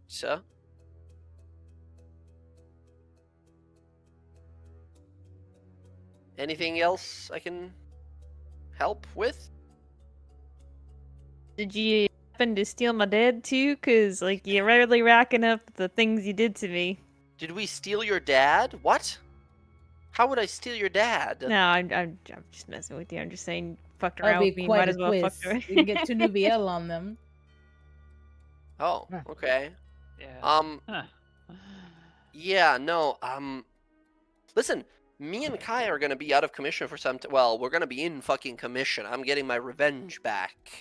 I want to do whatever I can to help my sister here. Kai's dealing with it. He's going through it. I think he's realizing what this all means on his... Did you tell them that you and him, that you guys were sort of... Yeah, it might have come up once or twice. Yeah, and you guys know how she was not her, and he did. You guys know that he... And can you tell him that I'm sorry that I, like, mind controlled him for a second, suggested something, You know? mind controlled him? It That would was just, amazing. I never use it. I never use it. He's the That's only what person it was. I've He used it. came back one time. That was in the Turd Fields. What was that place called? Turd Fields, Tur- exactly. Turd Perfect name. Yeah. That Turd place. Fields. That place. Yeah. We were there because there was a hobgoblin woman with and the Ash gave her like a thing she found in the gnome place. And she had like an army or something. God, everything's so blurry. This is so annoying. Yes, we he- went when and he- talked to him, and Yeah, when so he I came back, he suggested wasn't disrupt with us. He wasn't with us. And the suggestion? You're a mage as well, huh? Not just- bad. Just something I can do, being what I am. She fucks Okay. a fae and weird shit happens around her. Not Hey, even that's- that. That's just something my people can do. Oh, okay. That's yeah. I mean, hey, okay. When he came back, he was a little late behind us. And then like Darival did his spell, and then he just like showed up with us. Yeah, He was being really weird. He was being really weird for next few days, and then he came to me and said, he like looked at me and said like that he didn't feel like something wasn't right, and he gave me a sending stone, and he asked me to destroy it. Yeah. That was the... It wasn't like one of our sending stones. Yeah, there's one I sent to him. You sent a sending stone? Wow. Yeah, Okay. apparently like teleportation mail is a thing that they're developing now. Okay. Oh my god. Oh, my head hurts. I can't. It's so annoying. It's like seeing a picture, but from really far away. Okay, well, how about this? I don't know what you guys have planned, but I want to be back in it. I want to help however I can. Over these last few years, I've gotten really good at killing, and it seems like for all the complicated and not exactly right reasons, I'm going to use that devastating magic of mine that I can do to go find that hideout and find everything useful that I can about this demon woman. Is that helpful, or would you rather me not go do that? I mean, don't get yourself fucking caught. I say thumbs up to killing. Okay. All Yeah, right. I mean, look, after what she did to our family, you got my seal of approval. I mean, that's what we're gonna go do anyways. Try and hunt her down. Okay, but one mention though, like she has your power Uh-huh. and Sorik's power, Uh-huh. and if so, so Jorman is alive, but he was dead, and you think the same thing happened to him? So So I think you I said took you it back. don't know you took it where back? he is. You don't know where he is? Yeah, like Oh. I sent him home. He never made it. So I don't know where. I could try a sending Jorman spell, is. see if like reach out. You know what? That would be good. The problem is he probably still thinks you're mind controlled. He probably won't Oh, respond to right, you. right. Okay. Maybe Okay. Casimir? I chose sending for today. I did too. So Okay. I mean, hopefully, I don't know if he trusts you guys, but yeah, I'd say go for it. I mean, I brought him back to life. Why wouldn't he trust me? Well, you blew his head off, also. You said, right? No. Well, No. She dispelled him to save him. Ash sucked his eyeballs out Oh, of his what skull. happened to Kenneth as well? The wards were collapsing, so he Yeah. died because of that. I see. Yeah, like his God. eyes detonated out of his head. It yeah, I didn't was zap his head off. Fuck. fucking weird. Oh my God. We gave him He's new usually eyeballs the though. calm. He's usually like the calm, brave one out of the bunch here of us. He's the. His eyes exploded? Yeah, it was really weird hearing him Fuck scream. me! I don't want my eyes to explode. Yeah. I don't think your eyes are because we kind of killed her, right? So the control part is gone. Yeah, the control part is gone. That is good. However, I don't know. I feel like if they started with everyone in the red path, something gives me a clue, an idea that I don't think she's done with us. No, is there any way? Do you have any money you can buy like stuff to protect your mind from being controlled? No, but we're pretty good at taking stuff. Okay, well, like I mean, I'm a murderer here. I'm not gonna judge, but like, you don't have any money, anything. Yeah, we We'll didn't really figure need it much out. money in our latest All adventures. right, we'll Plus, take some we jobs. didn't We'll take some we didn't jobs. we didn't like bring money with us on every of these missions. I think it's all in this hideout. That's why I'm also wanting to go there. It being masked, does that mean you can't go directly there? The circle? Yeah, exactly. There's that labyrinth thing. I just like remember there was. It looked like a crypt. It looks like an old crypt or something. I remember seeing like sarcophagi nearby or something. I don't know. We'll figure that out ourselves. I'm just Hey Sky, I know this is all a lot, and I know I might seem that I'm like trying to rationalize and deal with this, but I'm pretty fucked up. I'm really fucked up over all of this. Yeah. Over what I did to you. To be honest, I don't think I could care less whatever happened while we were under the control. I don't know who that person was who did that. I don't think I care as much as I care what I did to you. Oh, well, look.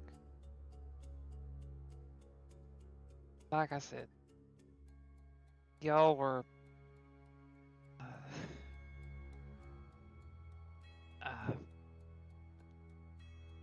I'll stop trying to put it elegantly. Y'all were mind fucked, and it led way to to say a it. situation that was out of our control. Who the hell is this bitch? Why us? What does she want with us? I don't know. Look, it happened. I Questioning it is the why, not really as important as just getting it all sorted out, right? Yeah. Simple fact I is, get you. she ruined our lives. I won't We're gonna hold fuck her it up. against you for what happened.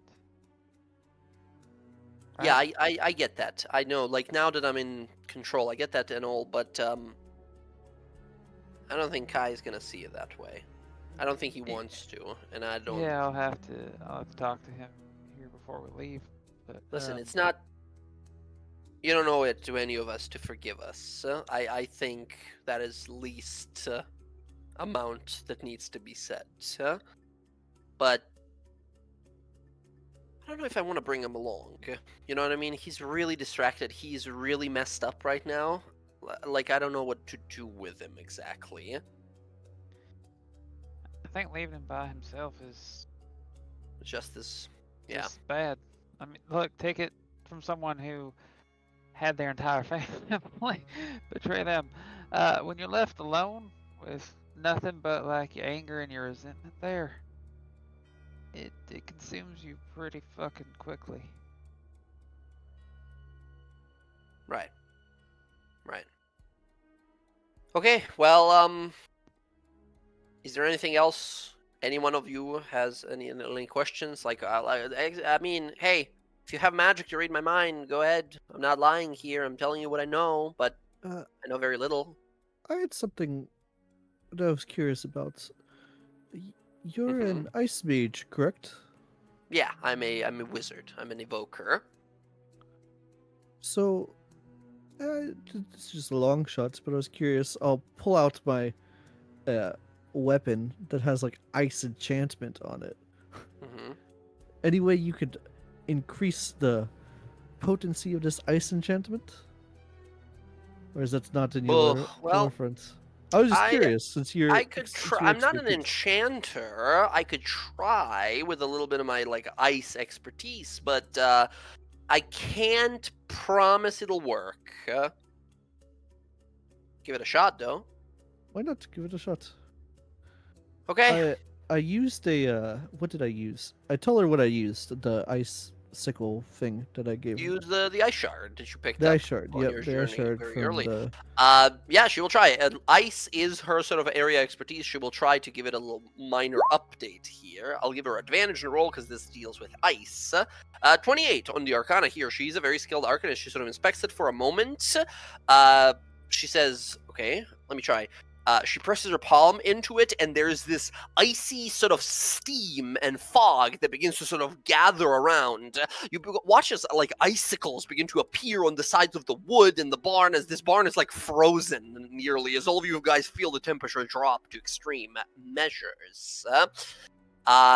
As it does, she does manage to sort of minorly enchant your ice part of your weapon further here. Irabellis, from now on, whenever you deal ice damage with this weapon, you can choose to re-roll any 1s and 2s on your ice damage. nice, cool. As she says, the best I can do, once again, not an enchanter. I think that will very much do. Thank you very much. This is amazing. Okay, all right. Anyone else needs an iced coffee or something? Anything? No, I'm alright. Ice wine, but that's kind of gross. Yeah, it does not sound that okay. Yeah. I think we're fine. She hugs you, Sky. She Yeah. squeezes as hard as she can. And then she realized like your shoulders are starting to gather some like frost on it, and like your fingertips and such. Says, "Sorry, I forget you don't have the." It's Yeah. look, it's fine. It's fine. I'm gonna fix this if it's the last thing I do. Let's just make sure it's not the last thing you do. Right. You see, out of all of you guys, she was always the one to like organize, to like, shit has gone bad, how do we fix it, right? So let's like, she's the plan B person. She's always been like the rational wizard plan B person, right? So yeah, you see her already thinking of like, okay, I gotta like, like figure this out. I gotta make sure that you get back what was taken from you, and yeah, there's a sense of like, I wanna fucking bury this devil woman in a a snowstorm. So yeah, she looks to you all, says, "Any other questions? I think I'll be just outside, preparing my things. We have a few things we picked up on the journey, and I think we're heading north towards these seashell mountains, these shale steps." Reach out if you find anything. Let me know if the sending works for German. We'll do. And she'll walk out. You guys sort of standing there, you hear a bit of movement, and entering from the other side of the barn is a massive, sort of armored, broad-shouldered, blue of eyes, blonde of hair, a bit of a tired look to his face. Kenneth walks on in. You see now his armor is enchanted powerfully. You would know this guy. Kenneth is well, mechanically speaking, he's like a multi-class artificer / abjuration wizard. Right? Abjuration is his specialty, his school of magic. Yeah? He's got all kinds of protective abjuration glyphs and sigils over his armor, or multiple pieces of his armor are enchanted and stuff like that. He walks up. Briefly looks at you all for the first moment, kind of crosses glances, looks at you, meets eyes with you, Sky, immediately looks away, says, "I've heard your conversation. We'll be heading north. Good luck, and I'm sorry." And he goes to walk away. All right. Once again, does not look at you. That's fucking painful. Shit. I'll be right back, guys. All right, take your time. Yeah, she follows after, and when he steps through the door, she steps through the door behind him. Yeah, you see Arenia there, she's looking through her backpack and everything, and she looks sideways and double takes, sees you guys there, ooh, makes an awkward face and goes to I'm gonna, and then she flies off. She casts a fly spell and flies away to the other side. Oh look, I have anywhere else to be. Yeah, exactly, yeah. As he looks at her and then kind of sighs to himself, and he looks over his shoulder to sort of look at you, Sky. Hey. Kai, she kind of does a finger snap and points hey. I I don't think I can talk to you. Not what I expected. All right. Well, I have things I want to say that, if I were you, I'd kill me over. So, I think it's better I don't say anything, yeah?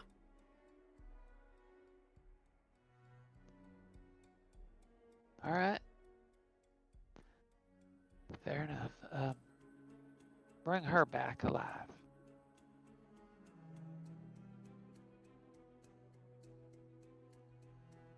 You do that? I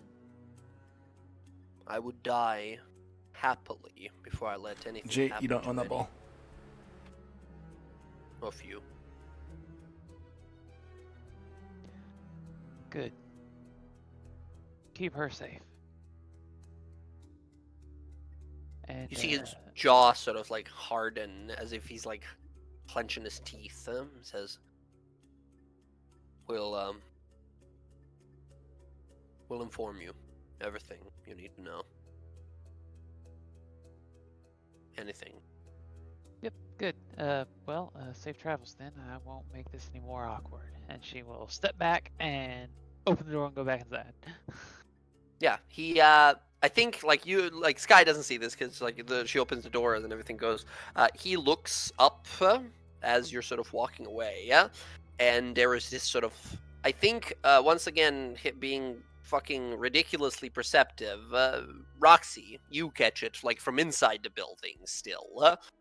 You see as this guy's walking back in, and you see this guy's face, and there is a sort of deep shame and a look of sort of like self, like agony, and as he just sort of looks down and away, his jaw clenches, and he just goes to turn, and you hear him say, kind of like loud, proclaim, kind of, Arenia, let's go. She flies on over. She lands, gives this look like, boy, this is, as she starts to sort of like float by him, and he sort of tells her something. She's like, "Oh, right," and she like lands down, so she's not a suspicious flying ice mage terrorist in the middle of these farmlands around Iman. And the two of them begin to walk north to these shale steps to investigate this previous lair. Well, that was something. Yeah, it'll get better. He just needs time. He's probably embarrassed, like for all this time he thought it was you and it wasn't you. And he probably feels like, how could he not know it wasn't you? So it's not you. It's just he's trying to figure it out. Look, I get it. I do. Don't be so upset at him. He really truly believed it was you. I'm not upset. I mean, I am, but I'm not. It was more the whole I can't talk to you right now. And It's just probably because he doesn't know what to say. They're Yeah, stupid. no, They're really stupid. yeah. Look, Especially the ones that are severely muscular. Huh. Mine is really stupid, but he's amazing. I understand. I get it. Anyways, we got We're gonna find some pirates. Yeah, I'm we so got pirates excited. to find. Yeah. Excellent. I think Roxy, let's with go that, kill someone. I need to vent. Oh, let's kill someone! I'm so excited. Let's go fucking kill someone. A bit too much like Reek right there. I mean, not Rika. The quip. yeah, you guys walk outside, and conveniently enough, there is a group of bandits attacking the local farm. Guns and arrows and murder, and they are dead, right? As, yeah, there's absolutely an opportunity. There's some low-level bandits that try to rob some old man at a farm, and it's the worst day of their life. It is the worst random encounter they could have ran into. It's you guys, right? Fucking Roxy and Sky blowing through them like fucking Wolverine and Deadpool. Yeah. Fucking, yeah.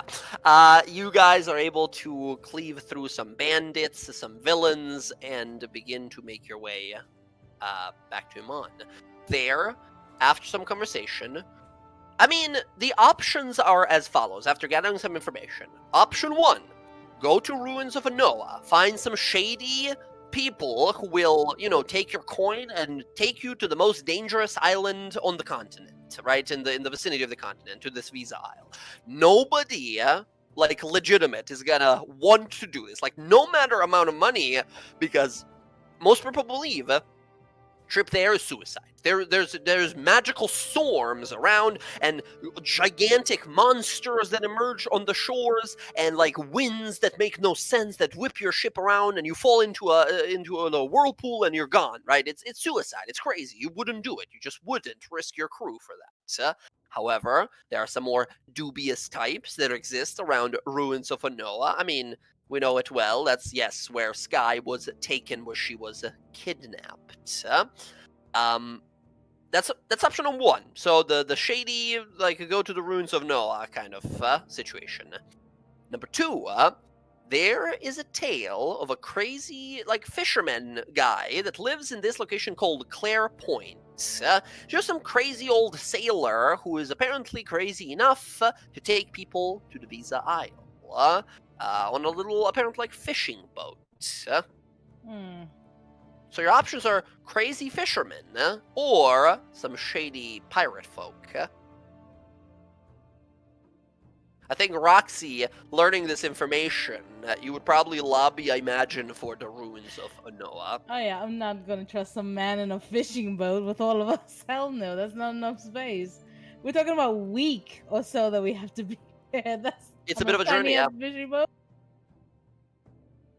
And so apparently, once again, Bella, you've never experienced this, but apparently the word is, the closer you get to Visa Isle, the more nonsensical, like, weather conditions begin to appear, like winds I don't know and what all hurricanes. this is, what they're all talking about. I got here fine, you know. You, by the way, the canon, if you want it to be for Bella, is that she sailed across on Vrask, Zork, Arond, Zetrisk, and your Hydra Oh. pet, right? That you have sailed over, it dropped you off on the shore, waved goodbye with all its heads, and swam back home, right? And you were Sounds fine. good. You were, like, perfectly fine, like, the whole journey. But apparently everyone else who goes there, just bad luck all the way down. So, friends, this is where we're going to end the session for tonight. As we begin next time, we'll be already at one of these two locations. So rather than vote for it again, because I don't think we need to on this, what do you guys say? Travel with pirates or travel with a crazy fisherman? Ooh. Crazy fisherman sounds Come like just on, my it's guy. my fucking Fisherman sounds dad. pretty We're doing fun. fish. We're not doing a fucking fisherman. Ah, fine. Crazy pirates, because Crazy that pirates, sounds okay. like there could be an adventure in between. Okay. I think majority already so far is go with pirates. Ah, The I only could go thing about either way. Pirates is they're going to want something, you know. I What are we mean, going crazy to give fisherman them? is not gonna get us there with like weeks. Whoa, We're gonna be whoa, so he's cramped. crazy for a reason. No. We're gonna be so cramped in a fucking small ass fucking boat. There are advantages and disadvantages to both of these, right? If you go with pirates, they might have an actual ship, and ships, big, like galleons and ships that actually sail the ships, sailing ships and such, they're much harder to damage by natural causes and storms and like that. But traveling on a small fisherman boat might be a lot more, concealed, hidden, unnoticed and such. However, any damage that happens to the ship could be permanent or, fucking devastating because it's a fishing boat. It's not that big. Not to mention that pirates have crew, so we have to fight anything. We're gonna be with more people to fight versus a fucking That's true. fisherman. That's true. Well, Like- I guess I'll if you guys want to like make a call here, we can, because next session we'll be beginning with basically like we're there, right? We're ready to step a foot on a boat somewhere or find whoever's gonna take us there. It's just gonna matter which location that's gonna be. On a ship, we can fight a kraken. Thank you. On a boat, We're a fucked. snake We're first. fucked. On a boat, you're who's fighting your way gonna out of a Fucking crack. Brandon's Yeah. gonna have to turn Yeah. into a fucking whale so we can fucking get out of the Whoa, ocean. I don't do the animals no Well, more. guess what? You're gonna fucking have to if we're stuck on a fucking I fisherman got, boat. look, I got this new plate armor. What do you mean? I It's can't be like, a whoa, whale. not all Fucking druids, whale man, not all armor. druids. That's it. Look, I Yeah. feel cleric. We're It's- drowning. It'll just turn into you. Save us. You know what's a great thing about this is such a crazy combo because Bryn is wearing giant heavy armor right now. So if she falls into water, it's really fucking rough. She's like, I mean, I don't have to anchor breathe going down. anyways, so it's fine. But I was gonna say, but you don't have to breathe. So even if you fall off a ship and sink all the way to the bottom, you're totally fucking fine. You just have to worry about you going deep enough that it crushes you. I mean, you can Yeah, still swim with pressure. armor on. It's just hard. Yeah, it just makes it a little harder. That's all. I'm strong Okay. enough. Well, you guys, I think most of the votes so far is like we're going to the ruins of Anoa, right? So I think that's where we're gonna pick up next session. We end the session here with the party looking around, looking over to Sky, right, to see like how she's feeling, the emotions on her face, and then heading on out. We see Arenia and Kenneth heading north to find this old lair and perhaps find like Bryn's research that was stolen, along with like apparently where they might hide all of this stuff that they've been like hoarding and gathering over the years. We're going to make our way down south and across the water to visit Visa Isle, the home of Arabella's people. Zach, throughout the week, I'm gonna send you a few messages to speak out talk about a little bit of, like, details that we haven't already talked about. Uh, now that we're getting very close. Sounds good. So yeah. So you guys, GG's. That's what we're gonna call the session for tonight. Thank you all, as always, so much for playing. Finally, we're back. Yar, fucking finally, man. It's been Yay, too long. pirates! I'm so excited.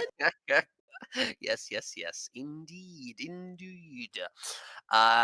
So everyone, you mentioned you're not gonna be able to be here Thursday. I Is that don't know right? yet. Yeah, I Oh, don't know okay. yet. Okay. Oh, right. Yes. Yeah. Sorry I'm to just hear. expecting that I probably won't Yeah. be here at the end of the week, but that's why I gave a heads up. Gotcha. Reasonable, very perfectly fine, normal. Let us know if you find out, if you learn anything, right? So yeah. Okay, cool. The rest of you guys, or maybe all of us, will see each other again in a few days. Yeah, no, I'm super excited to get us back on regular schedule. Yes, the good old days where we just played every single week, all the time. Man, I had this other group that I play with on Tuesdays that we like finished a campaign recently, and one of them messaged me like, "Hey, do you realize we played for like 60 sessions every single, like, without a break every single week? Do you realize?" I was like, "Holy fucking shit!"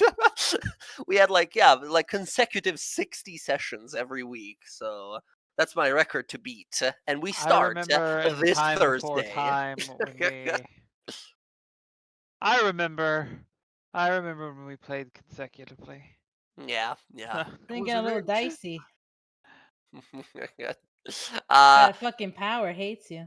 yeah, man, that's why I'm moving out. That's it. I'm teleporting to a different location. I'm choosing a new plane of existence. So yeah, no, we've been like house hunting for a little bit here, so that's exciting. Always a fun time. But yeah, no.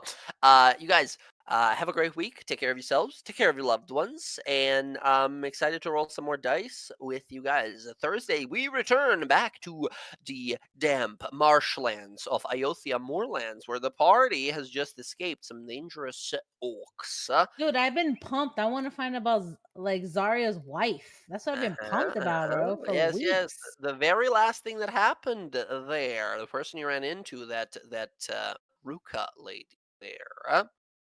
Fun stuff. We'll learn more about that soon enough. But for now, I'm gonna bounce you guys. GG's. Good night from me. Bye. Peace out, Bye. everyone. Bye.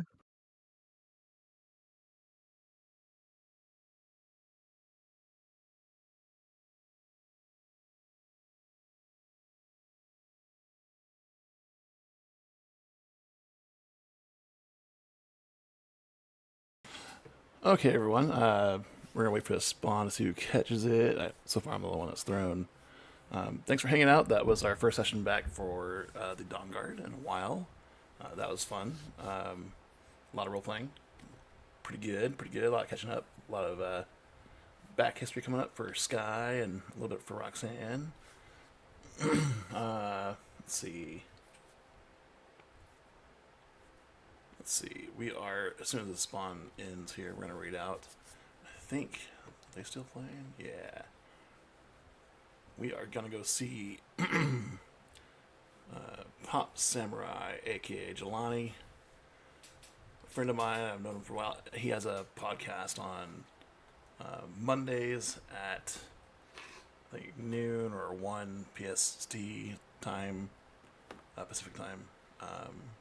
It's No Games, No Life, where they talk about pop culture and all the stuff that's trending. It's pretty fun to watch. I catch it every week.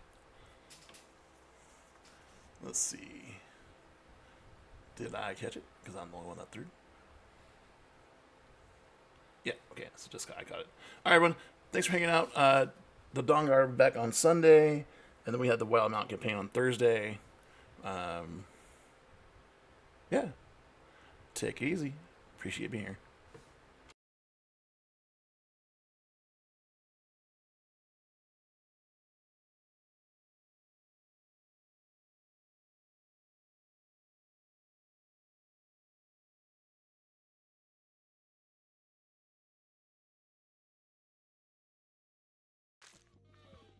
She just kisses her head.